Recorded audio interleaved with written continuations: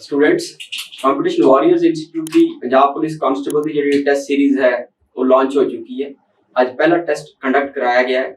Institute ਦੇ ਉੱਪਰ students ਨੇ ਟੈਸਟ ਨੂੰ ਮਤਲਬ ਪਰਫਾਰਮ ਕੀਤਾ ਹੈ ਤੇ ਇਸ ਟੈਸਟ ਦਾ ਜਿਹੜਾ ਵੀਡੀਓ ਸੋਲੂਸ਼ਨ ਹੈ ਉਹ ਸਾਰੇ ਸਟੂਡੈਂਟਸ ਨੂੰ ਅਸੀਂ ਪ੍ਰੋਵਾਈਡ ਕਰ ਰਹੇ ਹਾਂ। ਜਿਹੜੇ ਆਫਲਾਈਨ ਆਏ ਆ ਉਹਨਾਂ ਨੂੰ ਵੀ ਹੁਣੇ ਹੀ ਸੋਲੂਸ਼ਨ ਮਿਲੂਗਾ ਤੇ ਜਿਹੜੇ ਆਨਲਾਈਨ ਸਾਡੇ ਇਸ ਨੂੰ ਦੇਖਣਗੇ ਟੈਸਟ ਸੀਰੀਜ਼ ਨੂੰ ਉਹਨਾਂ ਨੂੰ ਵੀ ਇਹ ਸੋਲੂਸ਼ਨ ਪ੍ਰੋਵਾਈਡ ਕੀਤਾ ਜਾਊਗਾ ਜਾਂ ਕੀਤਾ ਜਾ ਰਿਹਾ ਹੈ।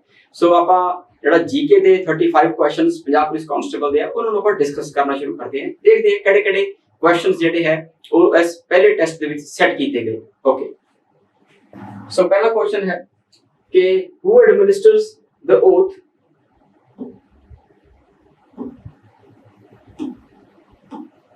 who administers the oath to the speaker of the Lok Sabha। ठीक है जी, ਇਹ ਆਪਾਂ ਦੇਖਦੇ ਹਾਂ ਬੇਸਿਕਲੀ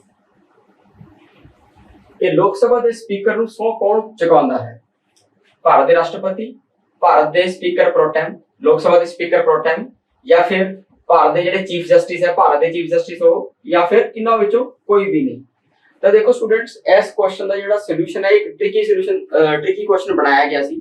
ਕਿਉਂਕਿ ਜਦੋਂ ਨਵੀਂ ਸਰਕਾਰ ਚੁਣ ਕੇ ਜਾਂਦੀ ਹੈ ਤੇ ਜਦੋਂ ਸ਼ਪਥਾਂ ਦਾ ਪ੍ਰੋਗਰਾਮ ਹੁੰਦਾ ਹੈ ਸਾਰਿਆਂ ਨੂੰ ਜਿਹੜੇ ਮੈਂਬਰ ਪਾਰਲੀਮੈਂਟ ਬਣਦੇ ਆ ਮੈਂਬਰ ਲੋਕ ਸਭਾ ਬਣਦੇ ਆ ਉਹਨਾਂ ਨੂੰ ਜਦੋਂ ਸ਼ਪਥਾਂ ਚੁਕਾਈਆਂ ਜਾਂਦੀਆਂ ਹਨ ਤਾਂ ਭਾਰਤ ਦੇ ਰਾਸ਼ਟਰਪਤੀ ਇਹ ਸਹੁੰ ਚੁਕਾਉਣ ਦਾ ਕੰਮ ਕਰਦੇ ਹਨ ਤੇ ਜਿਹੜਾ ਸਹੁੰ ਚੁਕਾਉਣ ਵਾਸਤੇ ਇਹਨਾਂ ਨੂੰ ਜਿਹੜੇ ਅਸਿਸਟ ਕਰਦੇ ਜਾਂ ਸਹਾਇਤਾ ਕਰਦੇ ਆ ਉਹ ਹੁੰਦੇ ਸਪੀਕਰ ਪ੍ਰੋਟੈਮ। ਯਾਨੀ ਕਿ ਇੱਕ ਕੁਝ ਸਮੇਂ ਦੇ ਲਈ ਸਪੀਕਰ ਪ੍ਰੋਟੈਮ ਦਾ ਜਿਹੜਾ ਦਫ਼ਤਰ ਹੈ ਉਹ ਖੜਾ ਕੀਤਾ ਜਾਂਦਾ ਹੈ ਤੇ ਸਪੀਕਰ ਪ੍ਰੋਟੈਮ ਜਿਹੜਾ ਹੁੰਦਾ ਹੈ ਇਹ ਇੱਕ ਫਰਾਂਸ ਦੇਸ਼ ਜਿਹੜਾ ਫ੍ਰੈਂਚ ਪ੍ਰੈਕਟਿਸ ਹੈ ਫਰਾਂਸ ਦੇਸ਼ ਦੇ ਵਿੱਚ ਪ੍ਰੈਕਟਿਸ ਚੱਲਦੀ ਸੀ ਉੱਥੋਂ ਹੀ ਇਸ ਪ੍ਰੈਕਟਿਸ ਨੂੰ ਕਾਪੀ ਕੀਤਾ ਗਿਆ ਹੈ ਕਿ ਇੱਕ ਸੀਨੀਅਰ ਮੋਸਟ ਜਿਹੜਾ ਮੈਂਬਰ ਚੁਣ ਕੇ ਆਇਆ ਹੈ ਲੋਕ ਸਭਾ ਦੇ ਵਿੱਚ ਉਹਨਾਂ ਨੂੰ ਸਪੀਕਰ ਪ੍ਰੋਟੈਮ ਬਣਾ ਦਿੱਤਾ ਜਾਂਦਾ ਹੈ ਕਿ ਉਹ ਰਾਸ਼ਟਰਪਤੀ ਨੂੰ ਮਦਦ ਕਰਦੇ ਹਨ ਸਾਰੇ ਮੰਤਰੀਆਂ ਨੂੰ ਸਾਰੇ ਮੈਂਬਰਸ ਨੂੰ ਸ਼ਪਥ ਦਿਵਾਉਣ ਦੇ ਵਿੱਚ। ਠੀਕ ਹੈ ਜੀ, ਤੇ ਜਿਹੜਾ ਭਾਰਤ ਦੇਸ਼ ਦੇ ਸੰਵਿਧਾਨ ਦੇ ਵਿੱਚ ਇੱਕ ਸਿਸਟਮ ਡਿਵੈਲਪ ਹੋ ਚੁੱਕਿਆ ਹੈ ਜਾਂ ਭਾਰਤ ਦੇਸ਼ ਦੀ ਲੋਕ ਸਭਾ ਦੇ ਵਿੱਚ ਜਿਹੜੀ ਇਹ ਪਰੰਪਰਾ ਬਣ ਚੁੱਕੀ ਹੈ ਕਿ ਜਿਹੜਾ ਸਪੀਕਰ ਹੁੰਦਾ ਹੈ ਉਹ ਸੱਤਾਧਾਰੀ ਪਾਰਟੀ ਤੋਂ ਹੁੰਦਾ ਹੈ। ਠੀਕ ਹੈ ਜੀ, ਤਾਂ ਸੱਤਾਧਾਰੀ ਪਾਰਟੀ ਦੇ ਵਿੱਚੋਂ ਸਪੀਕਰ ਚੁਣਿਆ ਜਾਣਾ ਹੁੰਦਾ ਹੈ। ਸਾਰੇ ਸ਼ਪਥਾਂ ਜਦੋਂ ਹੋ ਜਾਂਦੀਆਂ ਹੈ ਤਾਂ ਸਾਰੇ ਮੈਂਬਰ ਜਿਹੜੇ ਹੈ ਚੁਣ ਕੇ ਆਉਂਦੇ ਆ ਲੋਕ ਸਭਾ ਦੇ ਵਿੱਚ ਉਹ ਸ਼ਪਥ ਲੈ ਚੁੱਕੇ ਹੁੰਦੇ ਹਨ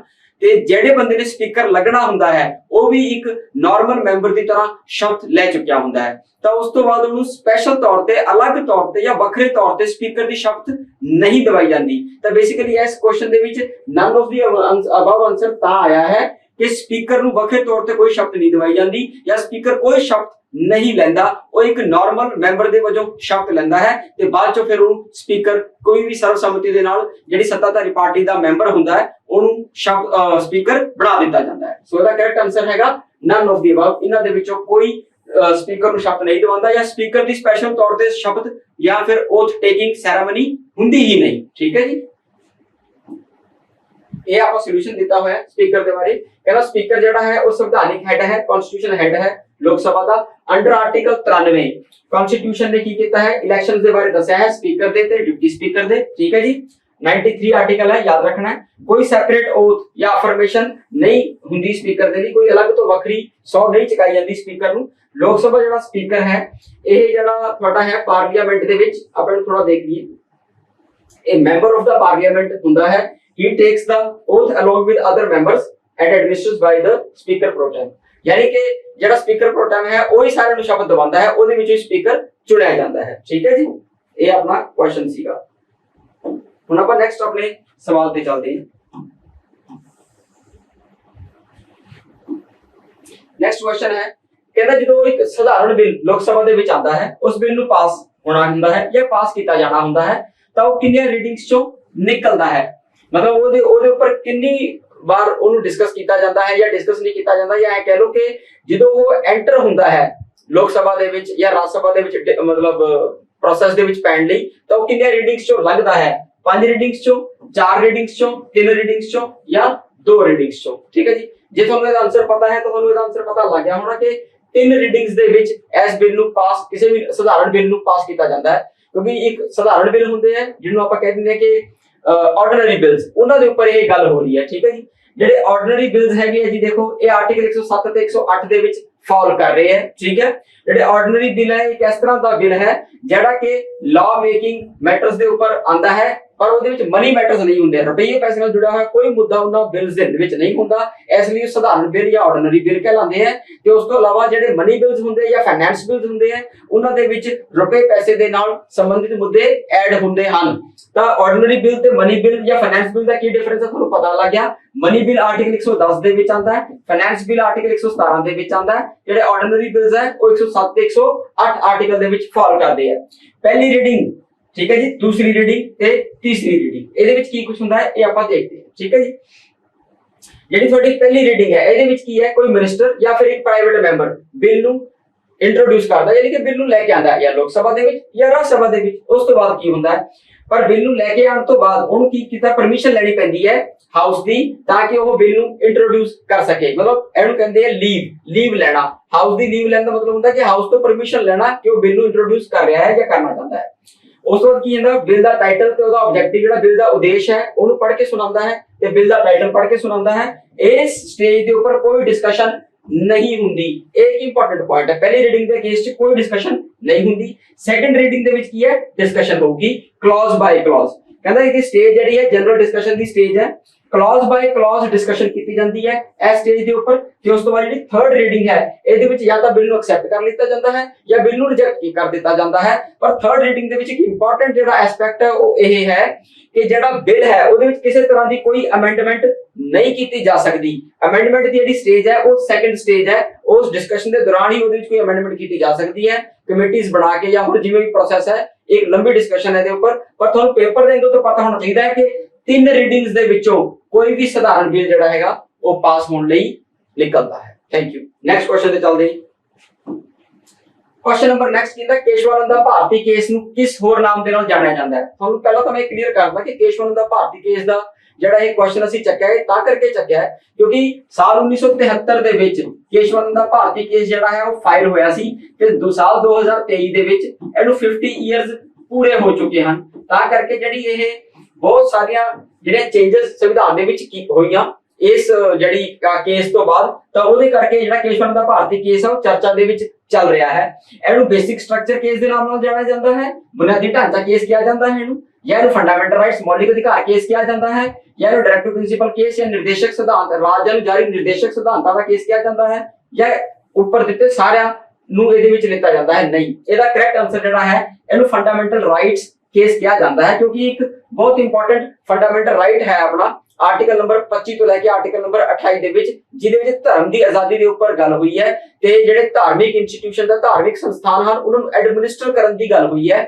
ਉਹਦੇ ਵਿੱਚ ਜਿਹੜੀ ਇਹ ਕੇਸ ਹੈ ਉਹ ਫਾਈਲ ਕੀਤਾ ਗਿਆ ਸੀਗਾ ਕਿਉਂਕਿ ਕੇਰਲਾ ਸਰਕਾਰ ਨੇ ਕੁਝ ਇਹਦੇ ਵਿੱਚ ਕੇਸ਼ਵਾਨੰਦ ਦਾ ਭਾਰਤੀ ਜਿਹੜੇ ਹੈ ਇਹ ਕੇਸ਼ਵਾਨੰਦ ਦਾ ਭਾਰਤੀ ਇਹਨਾਂ ਦਾ ਜਿਹੜਾ ਮੱਠ ਸੀਗਾ ਉਹਨੂੰ ਆਪਦੇ ਅੰਡਰ ਲੈ ਕੇ ਉਹਨੂੰ ਮੈਨੇਜ ਕਰਨ ਦੀ ਗੱਲ ਕੀਤੀ ਸੀ, ਤਾਂ ਉਹਦੇ ਖਿਲਾਫ ਹੀ ਇਹ ਕੇਸ ਜਿਹੜਾ ਹੈ ਉਹ ਫਾਈਲ ਕੀਤਾ ਗਿਆ ਸੀਗਾ ਕੇਰਲਾ ਸਰਕਾਰ ਦੇ ਵਿਰੁੱਧ, ਜਿਹਦਾ ਕਿ ਜਿਹੜਾ ਕਿ ਸੁਪਰੀਮ ਕੋਰਟ ਦੇ ਵਿੱਚ ਚਲਾ ਗਿਆ ਤੇ ਪਹਿਲੀ ਵਾਰੀ ਹਿੰਦੁਸਤਾਨ ਦੇ ਵਿੱਚ ਲਾਰਜੈਸਟ ਬੈਂਚ ਕਨਸਟੀਟਿਊਸ਼ਨਲ ਬੈਂਚ 13 ਜੱਜਾਂ ਦੀ ਬੈਂਚ ਨੇ ਇਸ ਕੇਸ ਦੇ ਉੱਪਰ ਸੁਣਵਾਈ ਕੀਤੀ ਸੀ। ਆਪਾਂ ਇਹਦੇ ਸੋਲੂਸ਼ਨ ਥੋੜਾ ਦੇਖ ਲੈਂਦੇ ਹਾਂ।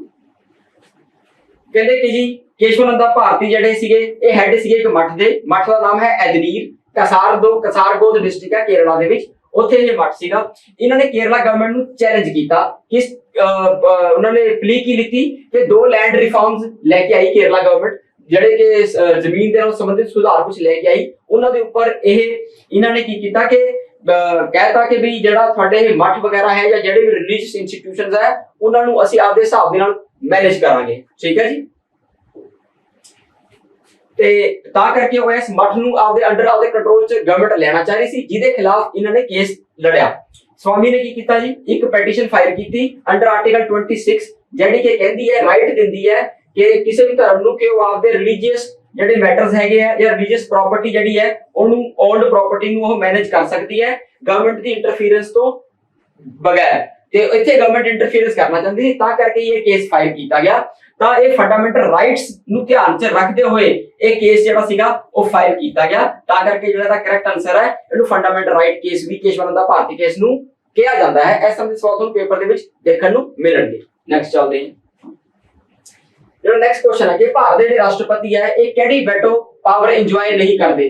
ਵੈਟੋ ਪਾਵਰ ਦਾ ਮਤਲਬ ਕੀ ਹੈ ਕਿ ਭਾਰਤ ਦੇ ਰਾਸ਼ਟਰਪਤੀ ਨੂੰ ਕੁਝ ਇਸ ਤਰ੍ਹਾਂ ਦੀਆਂ ਪਾਵਰਸ ਦਿੱਤੀਆਂ ਗਈਆਂ ਹਨ ਜਿੱਥੇ ਕਿ ਕਿਸੇ ਬਿੱਲ ਦੇ ਨਾਲ ਸੰਬੰਧਿਤ ਉਹ ਆਪਦਾ ਇਤਰਾਜ਼ ਦਿਖਾ ਸਕਦੇ ਹਨ ਤੇ ਉੱਥੇ ਆਪਦੀ ਗੱਲ ਕਹਿ ਸਕਦੇ ਹਨ। ਉਹਦੇ ਵਿੱਚ ਭਾਰਤ ਦੇ ਰਾਸ਼ਟਰਪਤੀ ਨੂੰ ਐਬਸੋਲੂਟ ਵੀਟੋ ਦਿੱਤੀ ਗਈ ਹੈ, ਸਸਪੈਂਸਿਵ ਵੀਟੋ ਦਿੱਤੀ ਗਈ ਹੈ, ਪਾਕਟ ਵੀਟੋ ਦਿੱਤੀ ਗਈ ਹੈ, ਪਰ ਕੁਆਲੀਫਾਈਡ ਵੀਟੋ ਨਹੀਂ ਦਿੱਤੀ ਗਈ। ਕੁਆਲੀਫਾਈਡ ਵੀਟੋ ਕੀ ਹੁੰਦੀ ਹੈ? ਬੇਸਿਕਲੀ ਤੁਹਾਨੂੰ ਇਹ ਮੈਂ ਦੱਸਦਾ ਕਿ ਜਦੋਂ ਭਾਰਤ ਦੇ ਰਾਸ਼ਟਰਪਤੀ ਕੋਲ ਕੋਈ ਬਿੱਲ ਪਾਸ ਹੋਣ ਲਈ ਆਂਦਾ ਹੈ ਤਾਂ ਭਾਰਤ ਦੇ ਰਾਸ਼ਟਰਪਤੀ ਜਾਂ ਤਾਂ ਬਿੱਲ ਨੂੰ ਮਨਜ਼ੂਰ ਕਰ ਸਕਦੇ ਹਨ ਜਾਂ ਬਿੱਲ ਨੂੰ ਰਿਜੈਕਟ ਕਰ ਸਕਦੇ ਹਨ ਜਾਂ ਬਿੱਲ ਨੂੰ ਮੁੜ ਵਿਚਾਰਨ ਦੇ ਲਈ ਭੇਜ ਸਕਦੇ ਹਨ, ਐਕਸੈਪਟ ਮਨੀ ਬਿੱਲ। ਠੀਕ ਹੈ ਜੀ।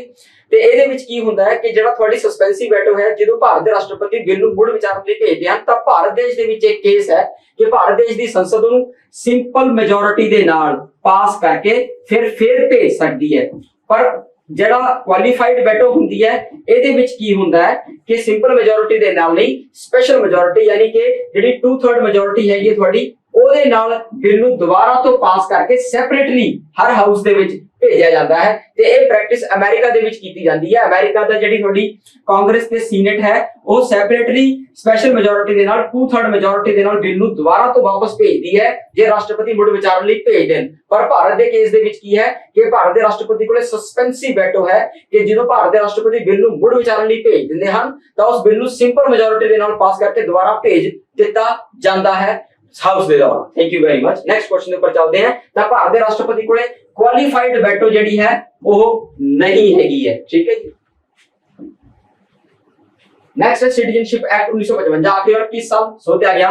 ये देखो 2005 2015 2019 या 2022 2019 ਦੇ ਵਿੱਚ ਬੜਾ ਰੌਲਾ ਪਿਆ ਸੀਗਾ CAA ਸਿਟੀਜ਼ਨਸ਼ਿਪ ਅਮੈਂਡਮੈਂਟ ਐਕਟ 2019। ਇਹਦੇ ਵਿੱਚ ਕੀ ਹੋਇਆ ਸੀਗਾ ਕਿ ਬੀਜੇਪੀ ਗਵਰਨਮੈਂਟ ਹੈ ਜਿਹੜੀ ਉਹਨਾਂ ਨੇ ਕੀ ਕੀਤਾ ਕਿ ਬੇਸਿਕਲੀ एक ऐसा संवैधानिक शोध किया जिदे विच उन्होंने कहा कि भी जेडे हिंदू, सिख, बुद्धिस्ट, जैन, पारसी ते क्रिश्चियन यानी कि होरना धर्मां दे लोग जेडे कि इन्हां तिन्हां देशां विच रह रहे हैं, अफगानिस्तान, बांग्लादेश ते पाकिस्तान, इन्हां नूं भारत दी नागरिकता दित्ती जाऊगी।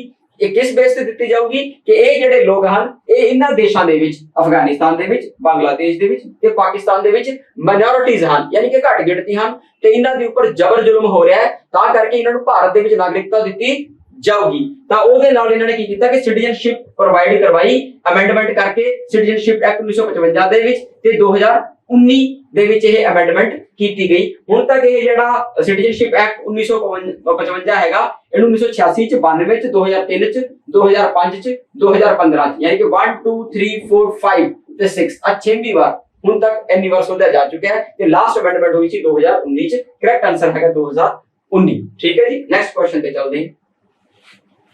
कहते कि ਜਿਹੜਾ ਪ੍ਰੋਸੀਜਰ ਐਸਟੈਬਲਿਸ਼ਡ ਬਾਈ ਲਾਅ ਇਹ ਇੰਡੀਅਨ ਕਨਸਟੀਟਿਊਸ਼ਨ ਚ ਕਿੱਥੋਂ ਲਿੱਤਾ ਗਿਆ ਹੈ? ਬੇਸਿਕਲੀ ਕੀ ਹੈ ਕਿ ਕਾਨੂੰਨ ਦੁਆਰਾ ਸਥਾਪਿਤ ਪ੍ਰਕਿਰਿਆ ਦੀ ਧਾਰਨਾ ਕਿੱਥੋਂ ਲਿੱਤੀ ਗਈ ਹੈ ਯਾਨੀ ਕਿ ਕਾਨੂੰਨ ਦੁਆਰਾ ਜਿਹੜੀ ਪ੍ਰਕਿਰਿਆ ਅਪਣਾ ਕੇ ਕੋਈ ਕੰਮ ਕੀਤਾ ਜਾਵੇ ਉਹਨੂੰ ਸਹੀ ਠਹਿਰਾਇਆ ਜਾਂਦਾ ਹੈ। ਭਾਰਤ ਦੇਸ਼ ਨੇ ਇਹ ਪ੍ਰੈਕਟਿਸ ਜਿਹੜੀ ਲਿੱਤੀ ਹੈ ਇਹ ਲਿੱਤੀ ਹੈ ਬ੍ਰਿਟਿਸ਼ ਕਨਸਟੀਟਿਊਸ਼ਨ ਤੋਂ। ਅਮਰੀਕਨ ਕਨਸਟੀਟਿਊਸ਼ਨ ਦੇ ਵਿੱਚ ਹੈਗਾ due process of law, due process of law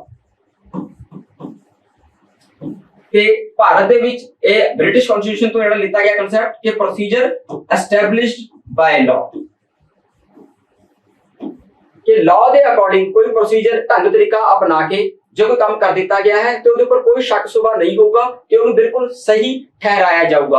ये कंपैरेटिवली ਜਿਹੜੀ ड्यू प्रोसेस ऑफ लॉ है एक वाइडर कंसेप्ट है। ਇਹਦੇ ਵਿੱਚ ड्यू प्रोसेस ऑफ लॉ ਦੇ ਵਿੱਚ ਜਿਹੜਾ ਪ੍ਰੋਸੀਜਰ ਹੈ ਉਹਦੇ ਉੱਪਰ ਵੀ ਸਵਾਲ ਉਠਾਇਆ ਜਾ ਸਕਦਾ ਹੈ ਕਿ ਪ੍ਰੋਸੀਜਰ ਸਹੀ ਸੀ ਜਾਂ ਨਹੀਂ ਸੀ।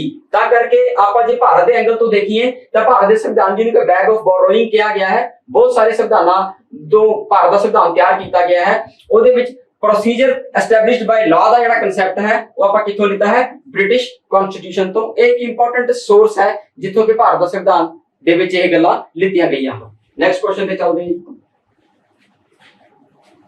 concept of procedure established by law ਇਹ ਸੋਲੂਸ਼ਨ ਮੈਂ ਤੁਹਾਨੂੰ ਦੁਬਾਰਾ ਦੱਸਣਾ, ਦੇਖ ਲੈਣਾ।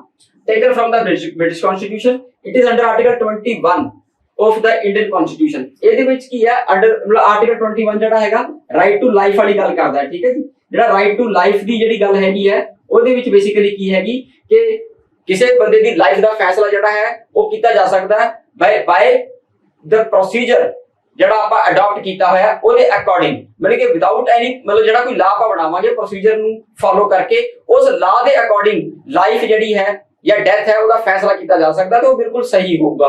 ठीक है जी, ਤਾਂ ਕਰਕੇ आर्टिकल 21 ਦੇ ਨਾਲ concerned है procedure established by law। It means that a law will be valid it has been passed by the parliament through the correct procedure if it has been passed।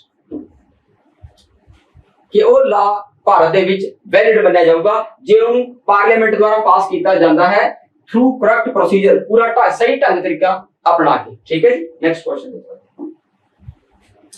कहता है कि यूनिफॉर्म सिविल कोड न्यूज़ दे विच है ता करके ये सवाल चक्या गया है यूनिफॉर्म सिविल कोड। ठीक है जी, यूनिफॉर्म सिविल कोड है अंडर आर्टिकल 44 है। ठीक है जी, ਜਿਹੜੀ ਆਪਣੀਆਂ ਡੀਪੀਐਸਪੀਜ਼ ਚੱਲਦੀਆਂ ਹਨ ਉਹਦੇ ਵਿੱਚ ਜਿਹੜੀਆਂ ਲਿਬਰਲ ਇੰਟੈਲੈਕਚੁਅਲ ਡੀਪੀਐਸਪੀਜ਼ ਹਨ, ਯਾਨੀ ਕਿ ਜਿਹੜੇ ਉਦਾਰ ਬੌਧਿਕ ਜਿਹੜੀਆਂ ਤੁਹਾਡੀਆਂ ਰਾਜ ਨੂੰ ਜਾਰੀ ਦਿਸ਼ਾ ਨਿਰਦੇਸ਼ ਹਨ ਉਹਦੇ ਵਿੱਚ ਆਰਟੀਕਲ 44 ਨੂੰ ਜਿਹੜਾ ਹੈ यूनिफॉर्म सिविल कोड ਦੇ ਨਾਲ ਦਰਸਾਇਆ ਗਿਆ ਹੈ।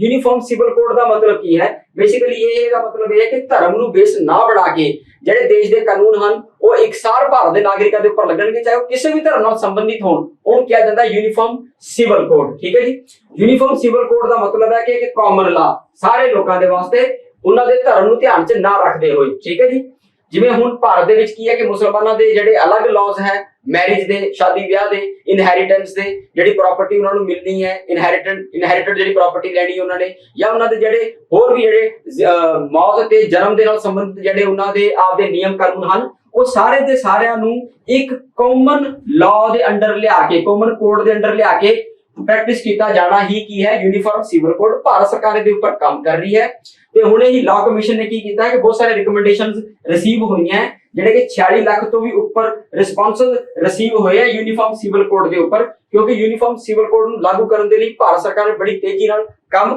ਕਰ ਰਹੀ ਹੈ ਤੇ ਬੀਜੇਪੀ ਦੇ ਮੈਨੀਫੈਸਟੋ ਦੇ ਵਿੱਚ ਵੀ ਇਹ ਸੀਗਾ ਕਿ ਉਹ ਭਾਰਤ ਦੇ ਵਿੱਚ ਇੱਕ ਜਿਹੜਾ यूनिफॉर्म सिविल कोड है ਉਹਨੂੰ ਜਲਦੀ ਹੀ ਲਾਗੂ ਕਰਨਗੇ। ठीक है जी, तो यूनिफॉर्म सिविल कोड फॉल करता है अंडर आर्टिकल 44 ਤੇ ਆਰਟੀਕਲ 44 ਫਾਲ ਕਰਦਾ ਹੈ ਡੀਪੀਐਸਪੀਜ਼ ਦੇ ਵਿੱਚ ਤੇ ਡੀਪੀਐਸਪੀ ਦੀ ਜਿਹੜੀ ਕੈਟਾਗਰੀ ਹੈਗੀ ਹੈ ਉਹ ਹੈਗੀ ਹੈ ਤੁਹਾਡੀ ਲਿਬਰਲ ਇੰਟੈਲੈਕਚੁਅਲ, ਯਾਨੀ ਕਿ ਉਦਾਰ ਬੌਧਿਕ ਜਿਹੜੇ ਖੁੱਲੇ ਵਿਚਾਰ ਵਾਲੇ ਲੋਕ ਹੈ ਉਹਨਾਂ ਦੀਆਂ ਗੱਲਾਂ ਨੂੰ ਵੀ ਸ਼ਾਮਲ ਕੀਤਾ ਗਿਆ ਹੈ ਭਾਰਤ ਦੇ ਵਿੱਚ ਡੀਪੀਐਸਪੀਜ਼ ਦੇ ਵਿੱਚ ਰਾਜਾਂ ਨੂੰ ਜਾਰੀ ਦਿਸ਼ਾ ਨਿਰਦੇਸ਼ਾਂ ਦੇ ਵਿੱਚ। ਠੀਕ ਹੈ ਜੀ, ਨੈਕਸਟ ਕੁਐਸਚਨ ਤੇ ਚੱਲਦੇ ਹਾਂ ਆਪਾਂ।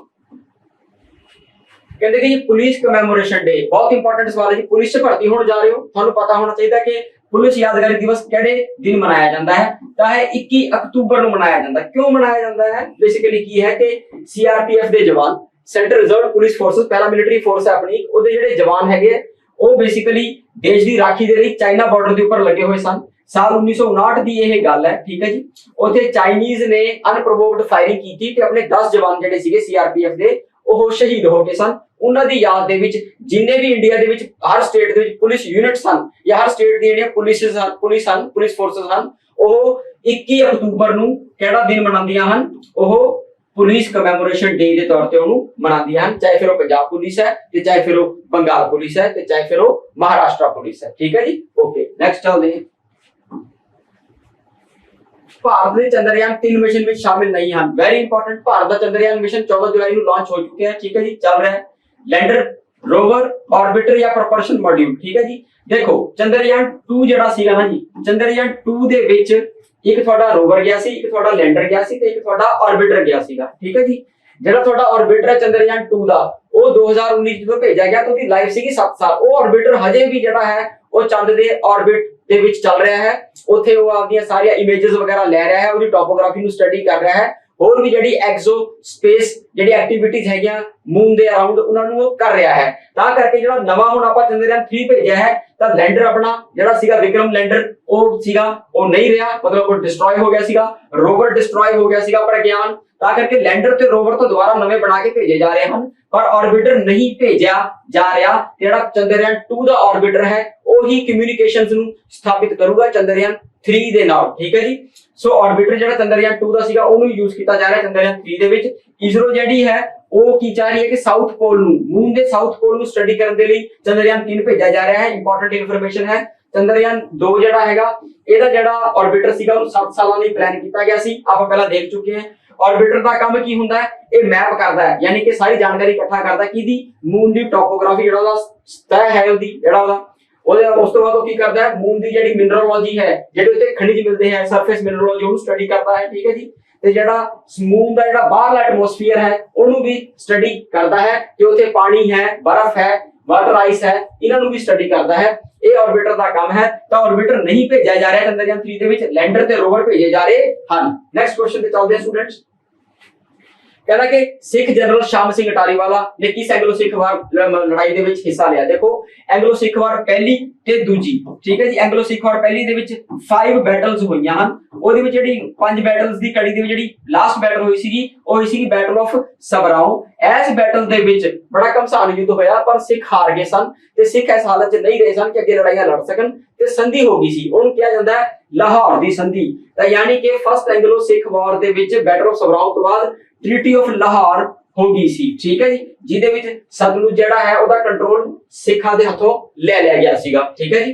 तां बैटल ऑफ सबराओ एदा करेक्ट आंसर है। जिहड़ा श्याम सिंह अटारीवाला है सिख जनरल सीगा महाराजा रणजीत सिंह दा, ओहने इस बैटल च पार्टिसिपेट कीता सीगा। बैटल ऑफ सबराओ दे विच 15 फरवरी 1846 ਨੂੰ ਇਹ बैटल ਹੋਈ ਸੀਗੀ ਜੀ। ਇਹਦੇ ਵਿੱਚ ਆ ਗੱਦਾਰ ਸੀਗੇ ਲਾਲ ਸਿੰਘ ਤੇ ਤੇਜ ਸਿੰਘ, ਇਹਨਾਂ ਨੇ ਹੀ ਇਹ ਬੈਟਲਸ ਨੂੰ ਹਰਵਾਉਣ ਦੇ ਵਿੱਚ ਆਪਦਾ ਯੋਗਦਾਨ ਦਿੱਤਾ ਹੈ। ਤੇ ਜਿਹੜਾ ਸ਼ਾਮ ਸਿੰਘ ਅਟਾਰੀ ਵਾਲਾ ਹੈਗਾ ਇਹ ਇਸ ਬੈਟਲ ਦੇ ਵਿੱਚ ਨਾਲ ਇਹਨਾਂ ਨੇ ਪਾਰਟਿਸਿਪੇਟ ਕੀਤਾ ਸਿੱਖ ਸਾਈਡ ਵੱਲੋਂ। ਤੇ ਸਰ ਹਿਊਗੋ ਤੇ ਸਰ ਹੈਨਰੀ ਹਾਰਡਿੰਗ ਨੇ ਪਾਰਟਿਸਿਪੇਟ ਕੀਤਾ ਸੀਗਾ ਬ੍ਰਿਟਿਸ਼ ਸਾਈਡ ਵੱਲੋਂ।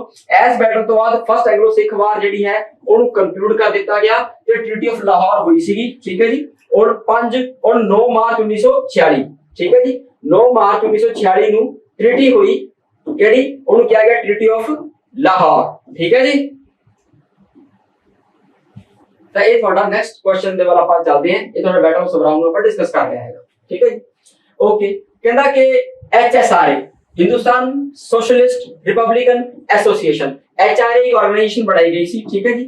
HRA देश ਦੀ ਆਜ਼ਾਦੀ ਦੇ ਲਈ ਲੜਾਈ ਲੜ ਰਹੀ ਸੀ। ਐਕਸਟ੍ਰੀਮਿਸਟ ਲੀਡਰਸ ਜਿਹੜੇ ਸੀਗੇ ਗਰਮ ਦਲ ਦੇ ਜਿਹੜੇ ਮੁੰਡੇ ਸੀਗੇ ਉਹ ਇਹਦੇ ਵਿੱਚ ਕੰਮ ਕਰ ਰਹੇ ਸਨ, ਜਿਹਦੇ ਵਿੱਚ ਰਾਮ ਪ੍ਰਸਾਦ ਬਿਸਮਿਲ ਹੈ, ਅਸ਼ਫਾਕ ਉल्ला ਖਾਨ ਹੈ, ਸਚਿੰਦਰਨਾਥ ਸਾਨਿਆਲ ਹੈ, ਭਗਤ ਸਿੰਘ ਵੀ ਹੈ, ਠੀਕ ਹੈ ਜੀ। ਇਹਦੇ ਵਿੱਚ ਕੀ ਹੈ ਕਿ ਇਹਦਾ ਨਾਮ ਚੇਂਜ ਕੀਤਾ ਗਿਆ ਤੇ ਸਾਲ 1928 ਦੇ ਵਿੱਚ ਇੱਕ ਮੀਟਿੰਗ ਕਰਕੇ ਭਗਤ ਸਿੰਘ ਦੀ ਜਿਹੜੀ ਇੱਕ ਸੋਚ ਸੀ ਸਮਾਜਵਾਦੀ ਇੱਕ ਦੇਸ਼ ਬਣਾਉਣ ਦੀ, ਉਸ ਐਲੀਮੈਂਟ ਨੂੰ ਇਹਦੇ ਵਿੱਚ ਐਡ ਕਰਨਾ ਸੀਗਾ। ਤਾਂ ਕਰਕੇ ਇਹਨੂੰ ਹਿੰਦੁਸਤਾਨ ਸੋਸ਼ਲਿਸਟ ਰਿਪਬਲਿਕਨ ਐਸੋਸੀਏਸ਼ਨ ਕਿਹਾ ਗਿਆ। ਇਹਨੂੰ ਕੀ ਕਿਹਾ ਗਿਆ? HSRA, Hindustan socialist Republican association. ਤੇ ਇਹ ਜਿਹੜਾ ਨਾਮ ਬਦਲਿਆ ਗਿਆ ਇਹ ਫਿਰੋਜ਼ਸ਼ਾਹ ਕੋਟਲਾ ਦੇ ਵਿੱਚ ਇਹਦੀ ਸਥਾਪਨਾ ਕੀਤੀ ਗਈ। ਇਸ ਆਰਗੇਨਾਈਜੇਸ਼ਨ ਦੀ ਦੁਬਾਰਾ ਤੋਂ ਫਿਰ ਇਹਦਾ ਮੈਨੀਫੈਸਟੋ ਜਾਰੀ ਕੀਤਾ ਗਿਆ ਤੇ ਇਹਦੇ ਵਿੱਚ ਸਾਰੇ ਹੀ ਜਿਹੜੇ ਆਪਣੇ ਕ੍ਰਾਂਤੀਕਾਰੀ ਸੀਗੇ, ਚਾਹੇ ਉਹ ਬਿਸਮਿਲ ਹਨ, ਚਾਹੇ ਅਸ਼ਫਾਕ ਉल्ला ਖਾਨ ਹਨ, ਚਾਹੇ ਰਜਿੰਦਰ ਨਾਥ ਸਾਨਿਆਲ ਹਨ ਤੇ ਭਗਤ ਸਿੰਘ ਹਨ, ਇਹ ਸਾਰੇ ਉੱਤੇ ਇਨਵੋਲਵ ਸੀ ਤੇ ਇਹ ਸਾਰੇ ਦੇ ਸਾਰੇ ਫਾਊਂਡਿੰਗ ਮੈਂਬਰਸ ਕਹਿਲਾਉਂਦੇ ਹਨ HSRA ਦੇ। HSRA ਖੜੀ ਕੀਤੀ ਗਈ ਸਾਲ 1928 ਦੇ ਵਿੱਚ, ਠੀਕ ਹੈ ਜੀ।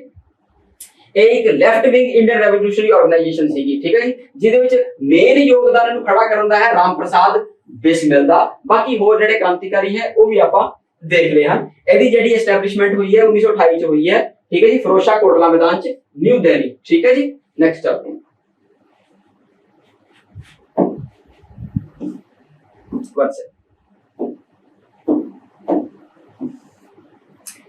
ओके, शाहपुर कंडी डैम न्यूज़ च जी। ਇਹ ਜਿਹੜਾ ਪ੍ਰੋਜੈਕਟ ਹੈ ਪ੍ਰੋਸੈਸ ਚ ਹੈ 2023 ਦੇ ਵਿੱਚ ਇਹਨੂੰ ਮਤਲਬ ਸਟਾਰਟ ਕਰਨ ਦਾ ਟੀਚਾ ਜਿਹੜਾ ਮਿੱਥਿਆ ਹੋਇਆ ਗਵਰਨਮੈਂਟ ਨੇ, ਪੰਜਾਬ ਗਵਰਨਮੈਂਟ ਨੇ, ਉਹਦੇ ਤਾਂ ਕਰਕੇ ਇਹ ਜਿਹੜਾ ਡੈਮ ਹੈ ਨਿਊਜ਼ ਚ ਹੈ ਤੇ ਪੁੱਛਿਆ ਜਾ ਸਕਦਾ ਹੈ ਇਹ ਕਿੱਥੇ ਸਥਿਤ ਹੈ। ਆਪਾਂ ਨੂੰ ਪਤਾ ਹੈ ਇਹ ਪਠਾਨਕੋਟ ਦੇ ਵਿੱਚ ਸਥਿਤ ਹੈ। ਪਠਾਨਕੋਟ ਕਿੱਥੇ ਹੈ? ਪੰਜਾਬ ਦੇ ਵਿੱਚ ਹੈ। ਇਹਦੇ ਬਾਰੇ ਆਪਾਂ ਥੋੜੀ ਜਿਹੀ ਗੱਲ ਕਰ ਲੈਂਦੇ ਕਿ ਕੀ ਇਹਦੀ ਕਹਾਣੀ ਹੈ, ਠੀਕ ਹੈ।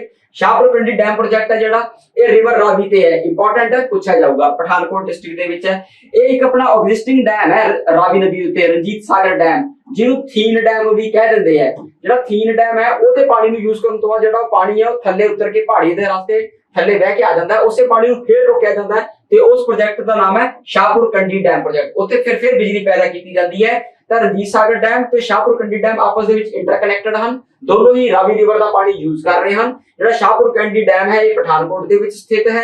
ਇਹਦੀ ਜਿਹੜੀ ਕੈਪੈਸਿਟੀ ਹੈ 206 ਮੈਗਾਵਾਟ ਹੈ ਪਾਵਰ ਜਨਰੇਸ਼ਨ ਦੀ। ਇਸ ਤੋਂ ਇਲਾਵਾ ਇਹ ਜਿਹੜਾ ਹੈਗਾ ਇਹ ਇਰੀਗੇਸ਼ਨ ਫੈਸਿਲਿਟੀ ਪੰਜਾਬ ਦੇ ਨਾਲ ਜਿਹੜੀ ਸਿੰਚਾਈ ਲਈ ਪਾਣੀ ਜਿਹੜਾ ਹੈ ਪੰਜਾਬ ਦੇ ਨਾਲ J&K ਨੂੰ ਵੀ ਦਊਗਾ। ਸ਼ਾਹਪੁਰ ਕੰਡੀ ਡੈਮ ਪ੍ਰੋਜੈਕਟ ਨੂੰ ਸਾਲ 2008 ਦੇ ਵਿੱਚ ਇੱਕ ਨੈਸ਼ਨਲ ਪ੍ਰੋਜੈਕਟ ਘੋਸ਼ਿਤ ਕੀਤਾ ਗਿਆ ਸੀਗਾ।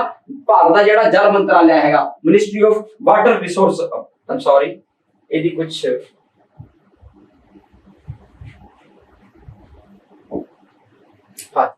ਇਹ ਜਿਹੜਾ ਭਾਰਤ ਦਾ ਮਿਨਿਸਟਰੀ ਆਫ ਵਾਟਰ ਰਿਸੋਰਸਸ ਹੈ, ਗਵਰਨਮੈਂਟ ਆਫ ਇੰਡੀਆ ਦਾ ਜਲ ਮੰਤਰਾਲੇ ਹੈ, ਉਹਨੇ ਇਹਨੂੰ ਨੈਸ਼ਨਲ ਪ੍ਰੋਜੈਕਟ ਘੋਸ਼ਿਤ ਕੀਤਾ ਸੀ ਸਾਲ 2018 ਚ। ਤਾਂ ਇੰਪੋਰਟੈਂਟ ਹੈ ਕਿ ਪੰਜਾਬ ਦੇ ਵਿੱਚ ਇੱਕ ਇਹ ਜਿਹਾ ਵਾਟਰ ਪ੍ਰੋਜੈਕਟ ਹੈਗਾ, ਪਾਵਰ ਪ੍ਰੋਜੈਕਟ ਹੈਗਾ ਜਿਹੜਾ ਕਿ ਨੈਸ਼ਨਲ ਘੋਸ਼ਿਤ ਕੀਤਾ ਗਿਆ, that is Shahpur Kandi dam project. ਠੀਕ ਹੈ ਜੀ, ਨੈਕਸਟ ਚੱਲਦੇ ਹਾਂ ਨੈਕਸਟ ਕੁਐਸਚਨ ਤੇ।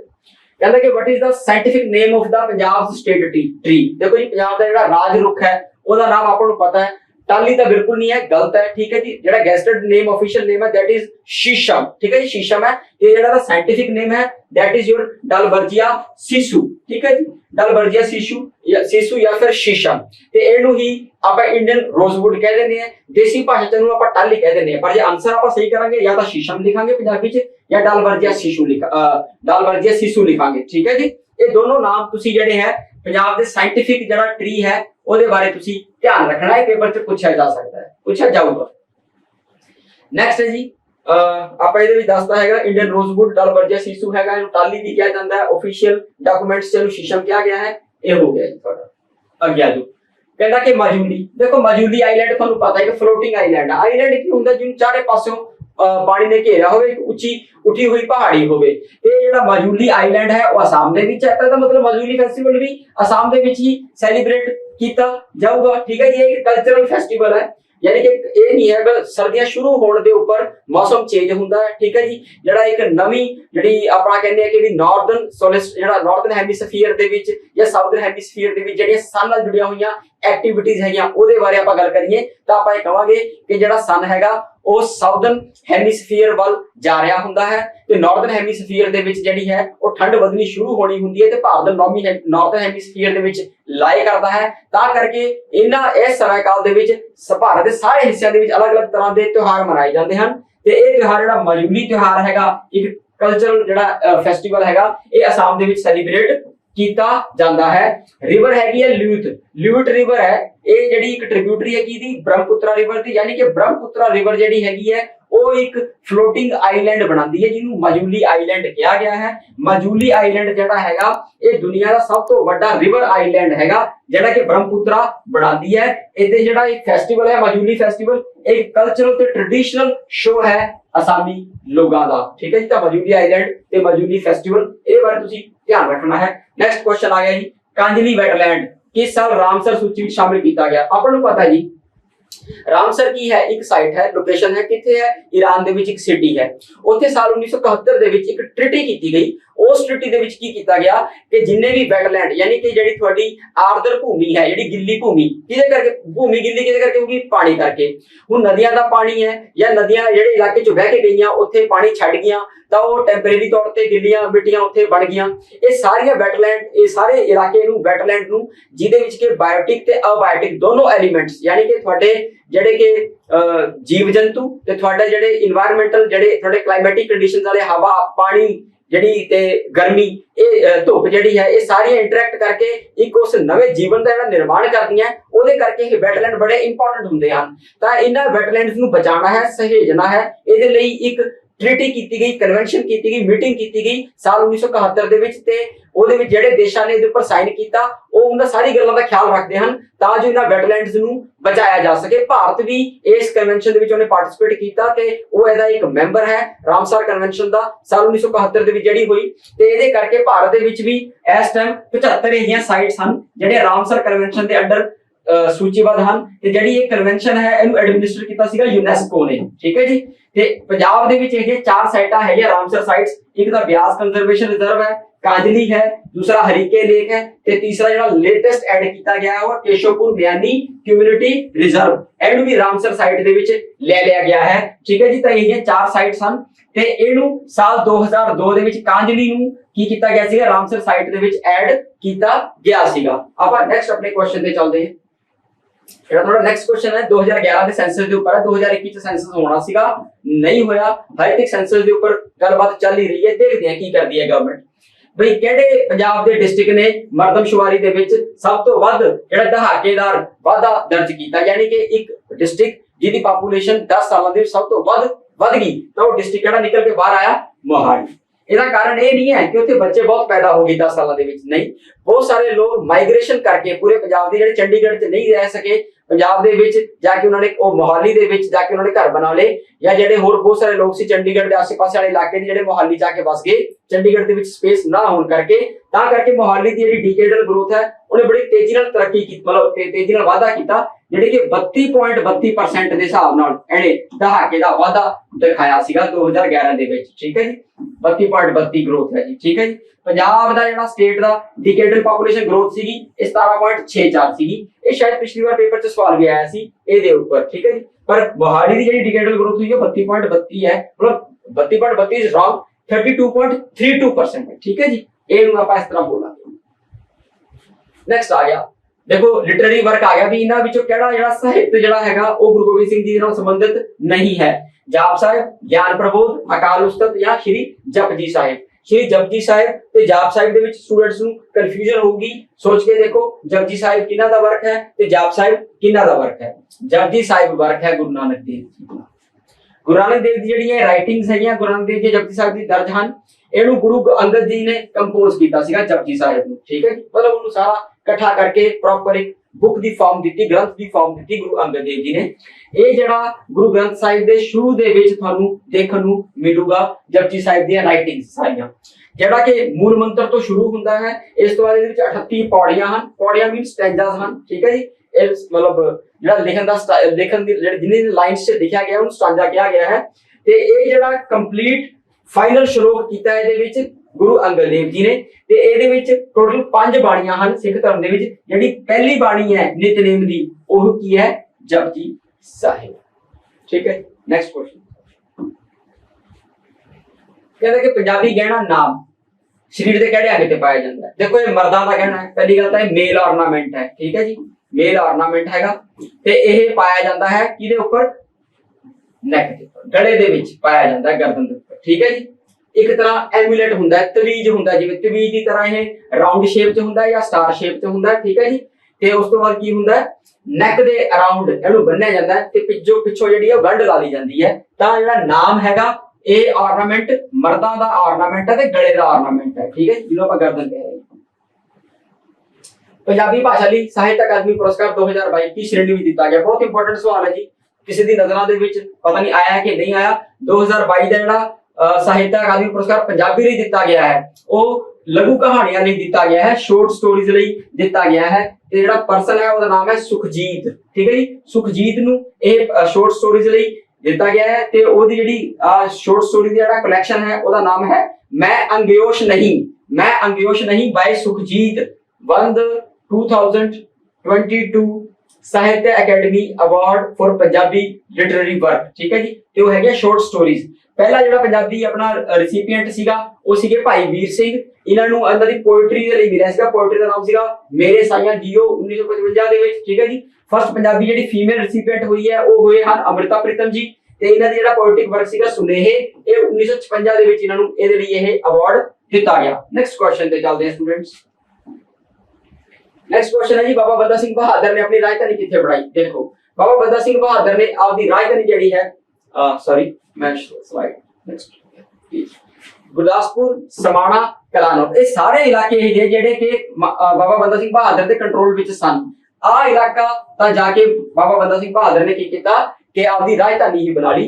मुखलिसगढ़ जेडी है वो शाहजहां दे टाइम बनाया होया एक डेवलप कीता होया एक इलाका सीगा ਜਿਹੜਾ ਕਿ ਬਾਅਦ ਚੋਂ ਅਬੈਂਡਨ ਕਰ ਦਿੱਤਾ ਗਿਆ, ਛੱਡ ਦਿੱਤਾ ਗਿਆ ਸੀਗਾ। ਉਸ ਇਲਾਕੇ ਦੇ ਉੱਪਰ ਕਬਜ਼ਾ ਕਰਕੇ ਉਹਨੂੰ ਹੀ ਆਪਦੀ ਰਾਜਧਾਨੀ ਬਣਾ ਲਿਆ ਬਾਬਾ ਬੰਦਾ ਸਿੰਘ ਬਹਾਦਰ ਨੇ। ਤੇ ਇਹ ਐਗਜ਼ਿਸਟਿੰਗ ਦੇ ਯਮੁਨਾਨਗਰ ਡਿਸਟ੍ਰਿਕਟ ਦੇ ਵਿੱਚ ਮਿਲਦਾ ਹੈ, ਬਿਲਾਸਪੁਰ ਤਹਿਸੀਲ ਦੇ ਵਿੱਚ। ਠੀਕ ਹੈ ਜੀ, ਤੇ ਬੰਦਾ ਸਿੰਘ ਬਹਾਦਰ ਨੇ ਜਿਹੜਾ ਇਸ ਇਲਾਕੇ ਨੂੰ ਆਕੂਪਾਈ ਕੀਤਾ ਤੇ ਇਹਦਾ ਨਾਮ ਰੱਖਤਾ ਲੋਹਗੜ੍ਹ ਫੋਰਟ, ਯਾਨੀ ਕਿ ਕਿਹਦੀ ਲੋਹਗੜ੍ਹ ਕਿਹਦੀ ਰਾਜਧਾਨੀ ਬਣੀ? ਬਾਬਾ ਬੰਦਾ ਸਿੰਘ ਬਹਾਦਰ ਦੀ। ਠੀਕ ਹੈ ਜੀ, ਉਸ ਤੋਂ ਬਾਅਦ ਕੀ ਹੋਇਆ? ਉਹਨੇ ਇਹਨੂੰ ਆਪਦੀ ਇਹਦੀ ਕੈਪੀਟਲ ਸ਼ੋ ਕਰਤਾ, ਅਨਾਉਂਸ ਕਰਤਾ ਤੇ ਇੱਥੇ ਇੱਕ ਸਿੱਕੇ ਘੜਨ ਦੀ ਟਕਸਾਲ ਵੀ ਲਗਾਤੀ।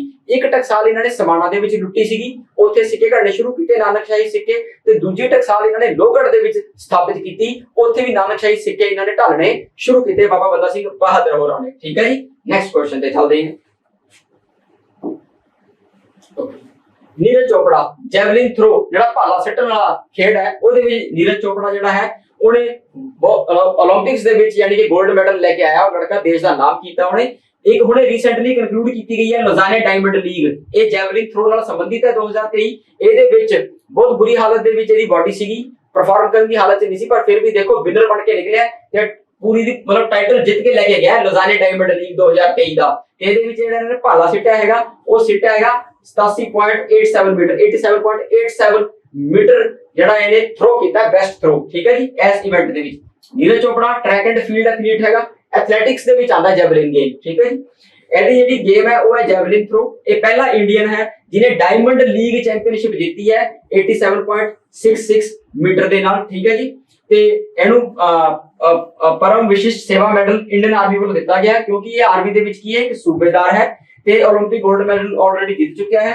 ਇਹਦਾ ਜਿਹੜਾ ਕੈਰੀਅਰ ਦਾ ਬੈਸਟ ਥਰੋ ਹੋਇਆ ਹੈ ਉਹ 89.94 ਮੀਟਰ ਰਿਹਾ ਹੁਣ ਤੱਕ, ਜਿਹੜਾ ਕਿ ਇਹਨੇ ਸਟਾਕਹੋਮ ਡਾਇਮੰਡ ਲੀਗ ਦੇ ਵਿੱਚ ਜਿੱਤਿਆ ਸੀ। ਆਈ ਐਮ ਸੌਰੀ, ਮੈਂ ਆਨਸਰ 87.87 ਬੋਲ ਗਿਆ ਸ਼ਾਇਦ। It is correct is 87.66 meter. ਇਹਨੂੰ correct ਕਰ ਲੈਣਾ। So this is not the correct answer. The correct answer is 87.66 meter. I'm sorry, ਧਿਆਨ ਰੱਖ ਲੈਣਾ ਇਹਨੂੰ। Next ਆ ਜਾਓ ਏਸ਼ੀਅਨ ਕਬੱਡੀ। ਦੇਖੋ ਜੀ ਕਬੱਡੀ ਪੰਜਾਬ ਦੀ ਖੇਡ ਹੈ, ਨਿਊਜ਼ ਚ ਆਈ ਹੋਈ ਹੈ 2023 ਦੇ ਵਿੱਚ ਜਿਹੜਾ ਕਿ ਇੰਡੀਆ ਨੇ ਈਰਾਨ ਨੂੰ ਹਰਾਇਆ ਹੈ ਇਸ ਚੈਂਪੀਅਨਸ਼ਿਪ ਦੇ ਵਿੱਚ। ਇਹ ਜਿਹੜੀ ਇੰਡੀਆ ਦੀ ਰਿਕਾਰਡ ਕਿੰਨੀ ਵੀ ਏਸ਼ੀਅਨ ਕਬੱਡੀ ਚੈਂਪੀਅਨਸ਼ਿਪ टाइटल हैगा, यानी कि कितनी बार इन्हें ये एशियन कबड्डी चैंपियनशिप जीती है, तो जीती है 8वीं बार, ठीक है जी। ईरान ਨੂੰ ਹਰਾ ਕੇ ਜਿੱਤੀ 8वीं ਬਾਰ ਤੇ ਹੋਈ ਕਿੱਥੇ ਸੀਗੀ ਜੀ? ਬੁਸਾਨ ਦੇ ਵਿੱਚ। ਬੁਸਾਨ ਕੀ ਹੈ ਜੀ? ਇੱਕ ਸਿਟੀ ਹੈ ਕਿਹਦੀ? ਕੋਰੀਆ। ਕੋਰੀਆ ਕਿਹੜਾ? ਸਾਊਥ ਕੋਰੀਆ ਦੀ, ਠੀਕ ਹੈ ਜੀ। ਤੇ ਇਹਦੀ ਡੇਟ ਕਿਹੜੀ ਸੀਗੀ? ਜੂਨ 27 ਤੋਂ ਲੈ ਕੇ 30 ਤੱਕ ਇੱਕ ਏਸ਼ੀਅਨ ਕਬੱਡੀ ਚੈਂਪੀਅਨਸ਼ਿਪ ਹੋਈ ਹੈ ਮੇਲ, ਠੀਕ ਹੈ ਜੀ, ਮਰਦਾਂ ਦੀ। ਤੇ ਉਹਦੇ ਵਿੱਚ ਇਹਨਾਂ ਨੇ ਈਰਾਨ ਨੂੰ ਹਰਾ ਕੇ 8वीं ਵਾਰ ਇਹ ਟਾਈਟਲ ਜਿੱਤਿਆ ਹੈ। ਨੈਕਸਟ ਚੱਲਦੇ ਹਾਂ। सिकल सेल एनीमिया बायोलॉजी का एक सवाल लेता है बायो तो, ठीक है जी। सिकल सेल एनीमिया एक ਨਾਲ ਕੀ ਦਿੱਕਤ ਹੁੰਦੀ ਹੈ? ਬੇਸਿਕਲੀ ਜਿਹੜੇ ਇਨਸਾਨ ਨੂੰ ਸਿਕਲ ਸੈਲ ਐਨੀਮੀਆ ਦਾ ਰੋਗ ਹੋ ਜਾਂਦਾ ਉਹਦੇ ਵਿੱਚ ਹੁੰਦਾ ਕੀ ਹੈ ਕਿ ਰੈੱਡ ਬਲੱਡ ਸੈਲਸ ਜਿਹੜੇ ਕਿ ਰਾਉਂਡ ਇਨ ਸ਼ੇਪ ਹੁੰਦੇ ਆ ਉਹ ਸਿਕਲ ਇਨ ਸ਼ੇਪ ਯਾਨੀ ਕਿ ਦਾਤੀ ਦੇ ਵਿੱਚ ਦਾਤੀ ਦੀ ਸ਼ੇਪ ਲੈ ਜਾਂਦੇ ਹਨ ਤੇ ਬਲੱਡ ਵੈਸਲਸ ਦੇ ਵਿੱਚ ਇਹ ਜਿਹੜਾ ਬਲੱਡ ਵੈਸਲਸ ਹੈ ਉਹਦੇ ਵਿੱਚ ਇਹ ਪ੍ਰੋਪਰ ਟੱਪ ਨਹੀਂ ਪਾਉਂਦੇ ਹਨ, ਠੀਕ ਹੈ ਜੀ। ਰਾਉਂਡ ਸ਼ੇਪ 'ਚ ਹੋਣ ਤਾਂ ਇਹ ਪ੍ਰੋਪਰ ਫਲੋ ਦੇ ਨਾਲ ਜਾਂਦੇ ਹਨ ਸਰਕੂਲੇਸ਼ਨ ਦੇ ਵਿੱਚ, ਪਰ ਸਿਕਲ ਸੈਲ ਇਸ ਸ਼ੇਪ ਦੇ ਵਿੱਚ ਆਣ ਕਰਕੇ ਦਾਤੀ ਦੀ ਸ਼ੇਪ ਵਿੱਚ ਆਣ ਕਰਕੇ ਫਲੋ ਦੇ ਵਿੱਚ ਇੰਟਰਪਸ਼ਨ ਆ ਜਾਂਦੀ ਹੈ ਤੇ ਯਾਨੀ ਕਿ ਬੰਦੇ ਨੂੰ ਬਿਮਾਰੀ ਲੱਗ ਜਾਂਦੀ ਹੈ। ਤਾਂ ਕਰਕੇ ਲਾਲ ਬਲੱਡ ਸੈਲ ਨਾਲ ਸੰਬੰਧਿਤ ਇਹ ਰੋਗ ਹੈ ਤੇ ਲਾਲ ਬਲੱਡ ਸੈਲ ਜਿਹੜੇ ਹੈ ਇਹਨਾਂ ਦੀ ਸ਼ੇਪ ਜਿਹੜੀ ਹੈ ਉਹ ਸਿਕਲ ਸ਼ੇਪ ਹੋ ਜਾਂਦੀ ਹੈ, ਦਾਤੀ ਦੀ ਸ਼ੇਪ 'ਚ ਹੋ ਜਾਂਦੀ ਹੈ, ਠੀਕ ਹੈ ਜੀ। ਓਕੇ, ਇਹ ਤੁਹਾਨੂੰ ਮੈਂ ਜਿਹੜਾ ਹੈਗਾ ਇਹ ਸਾਰਾ ਸਮਝਾਤਾ ਹੈਗਾ ਸਿਕਲ ਸੈਲ ਦਾ, ਠੀਕ ਹੈ ਜੀ। ਤੇ ਸਭ ਇੰਪੋਰਟੈਂਟ ਦੇ ਵਿੱਚ ਰਹਿ ਗਿਆ ਸੀਗਾ ਇਹ ਜੈਨੇਟਿਕ ਡਿਸਆਰਡਰ ਹੈ, ਯਾਨੀ ਕਿ ਮਾਤਾ ਪਿਤਾ ਤੋਂ ਆਪਦੇ ਬੱਚਿਆਂ ਨੂੰ ਮਿਲਦਾ ਹੈ, ਠੀਕ ਹੈ ਜੀ। ਹੈਰੀਡਿਟਰੀ ਜਿਹੜਾ ਡਿਫੈਕਟ ਹੈਗਾ ਉਹ ਅੱਗੇ ਟ੍ਰਾਂਸਫਰ ਹੁੰਦਾ ਹੈ ਬੱਚਿਆਂ ਦੇ ਵਿੱਚ, ਠੀਕ ਹੈ ਜੀ। ਨੈਕਸਟ ਆ ਗਿਆ ਮਾਈਕਲ ਰੋਜ਼ਨ, ਇੰਪੋਰਟੈਂਟ ਹੈ ਜੀ, ਸਵਾਲ ਆਊਗਾ ਪੇਪਰ 'ਚ। ਮਾਈਕਲ ਰੋਜ਼ਨ ਨੇ 2023 ਵਿੱਚ ਹੇਠ ਲਿਖੇ ਵਿੱਚ ਕਿਹੜਾ ਅਵਾਰਡ ਜਿੱਤਿਆ ਹੈ? ਜਰਮਨ ਸ਼ਾਂਤੀ ਪ੍ਰਾਈਜ਼, ਸਪਿੰਜ਼ਾ ਪ੍ਰਾਈਜ਼, पेन प्राइज या फिर येलो प्राइज, ठीक है जी। स्पाइनोजा है वैसे जी, स्पाइनोजा ਜਿਹੜਾ ਰਹਿਣ ਵਾਲਾ ਹੈ ਬੱਚਾ ਉਹਦਾ ਬੇਟਾ ਇਹਨੇ ਗਵਾ ਲਿਆ ਸੀਗਾ, ਠੀਕ ਹੈ ਜੀ। ਉਸ ਤੋਂ ਬਾਅਦ ਇਹ ਬੱਚਿਆਂ ਦੇ ਉੱਪਰ ਕਿਤਾਬਾਂ ਲਿਖਦਾ ਹੈ। ਇਹ ਚਿਲਡਰਨਸ ਦੀ ਬੁੱਕ ਲਿਖਣ ਲਈ ਫੇਮਸ ਹੈ ਜੀ, ਠੀਕ ਹੈ ਜੀ। ਚਿਲਡਰਨਸ ਦੀ ਸਾਈਕੋਲੋਜੀ ਨੂੰ ਬੜੇ ਅੱਛੀ ਤਰ੍ਹਾਂ ਨਾਲ ਸਮਝਦਾ ਹੈ। ਇਹਨੇ 2023 ਦਾ ਜਿਹੜਾ ਹੈਗਾ ਪੈਨ ਪਿੰਟਰ ਪ੍ਰਾਈਜ਼ ਜਿੱਤਿਆ ਹੈਗਾ। ਪੈਨ ਪਿੰਟਰ ਪ੍ਰਾਈਜ਼ ਨੂੰ ਦਿੰਦਾ ਕੌਣ ਹੈ? ਬੋਡੀ ਦਾ ਨਾਮ ਹੈ ਇੰਗਲਿਸ਼ ਪੈਨ, ਠੀਕ ਹੈ ਜੀ। ਇਹ ਫਿਲੈਂਥਰੋਪਿਸਟ ਹੈ ਜਿਹੜੇ ਸੋਸ਼ਲ ਰਿਫਾਰਮਰ ਜਾਂ ਵੱਡੇ ਵੱਡੇ ਲਿਟਰੇਰੀ ਜਿਹੜੇ ਆਥਰਸ ਹਨ ਉਹਨਾਂ ਦੀ ਇੱਕ ਗਰੁੱਪ ਹੈ ਜਿਹੜਾ ਕਿ ਇੰਗਲਿਸ਼ ਪੈਨ ਦੇ ਨਾਮ ਨਾਲ ਜਾਣਿਆ ਜਾਂਦਾ ਹੈ, ਠੀਕ ਹੈ ਜੀ।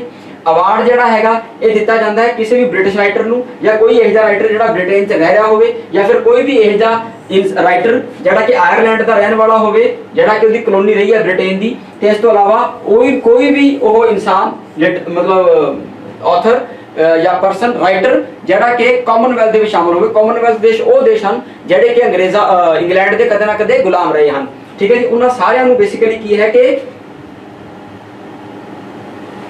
ਇਹਦੇ ਲਈ ਪ੍ਰਾਈਜ਼ ਦੇ ਲਈ ਕੰਸੀਡਰ ਕੀਤਾ ਜਾਂਦਾ ਹੈ ਜਿਹਦਾ ਨਾਮ ਹੈ ਪੈਨ ਪਿੰਟਰ ਪ੍ਰਾਈਜ਼। ਤੇ ਪੈਨ ਪਿੰਟਰ ਪ੍ਰਾਈਜ਼ ਇੰਗਲਿਸ਼ ਦੇ ਵਿੱਚ ਦਿੱਤਾ ਜਾਂਦਾ ਹੈ, ਠੀਕ ਹੈ ਜੀ। ਇਹਦੇ ਵਿੱਚ ਬੇਸਿਕਲੀ ਜਿਹੜਾ ਤੁਹਾਡਾ ਪੈਨ ਪ੍ਰਾਈਜ਼ ਦਿੱਤਾ ਗਿਆ ਹੈ ਇਹ ਦਿੱਤਾ ਗਿਆ ਹੈ ਮਾਈਕਲ ਰੋਜ਼ਨ ਨੂੰ, ਠੀਕ ਹੈ ਜੀ। ਰੀਸੈਂਟ ਬੈਸਟ ਸੈਲਰ ਜਿਹੜੀ ਮਾਈਕਲ ਰੋਜ਼ਨ ਦੀ ਹੋਏਗੀ ਹੈ ਉਹ ਹੈਗੀ ਮੈਨੀ different kinds of love and on the move, ਇਹ ਪੋਇਮਸ ਅਬਾਊਟ ਮਾਈਗ੍ਰੇਸ਼ਨ ਦੇ ਉੱਪਰ ਜਿਹੜੀਆਂ ਕਵਿਤਾਵਾਂ ਹਨ ਉਹਦੇ ਨਾਲ ਸੰਬੰਧਿਤ ਜਿਹੜੀ ਬੈਸਟ ਸੈਲਰ ਇਹਦੀ ਹੁਣੇ ਨਿਊਜ਼ ਦੇ ਵਿੱਚ ਚੱਲ ਰਹੀ ਹੈ ਮਾਈਕਲ ਰੋਜ਼ਨ ਦੀ, ਜਿਹਨੂੰ ਪੈਨ ਪ੍ਰਾਈਜ਼ 2023 ਦਿੱਤਾ ਗਿਆ ਹੈ, ਠੀਕ ਹੈ ਜੀ।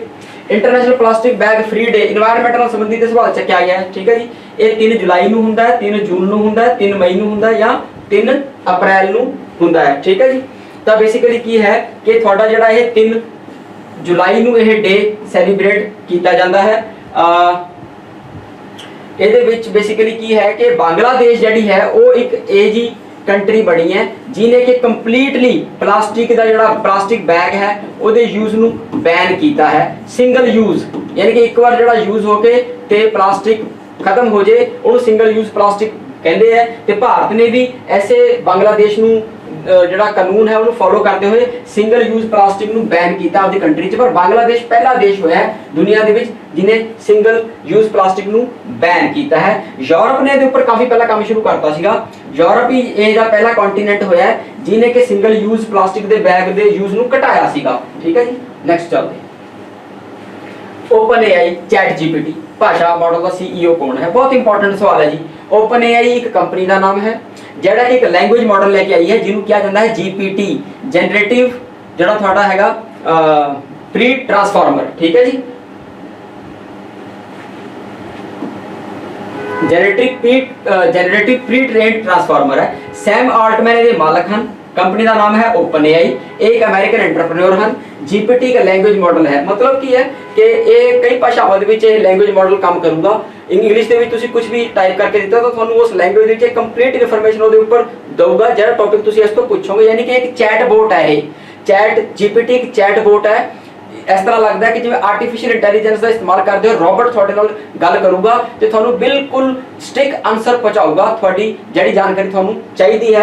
तां इह जिहड़ा GPT लैंग्वेज मॉडल है चर्चा दे विच है। फुल फॉर्म जिहड़ी GPT दी है वो है जनरेटिव प्री ट्रेन्ड ट्रांसफार्मर। ठीक है जी, जनरेटिव प्री ट्रेन्ड ट्रांसफार्मर ये GPT दी फुल फॉर्म है। एक्चुअली स्पीड दे विच जो बोल रहे होंगे हैं तो कई बार शब्द जिहड़े हैं अगे पीछे हो जाते हैं। सो प्लीज़ कोऑपरेट करना स्टूडेंट्स इहदे विच। ठीक है, नैक्सट क्वेश्चन ते चलते।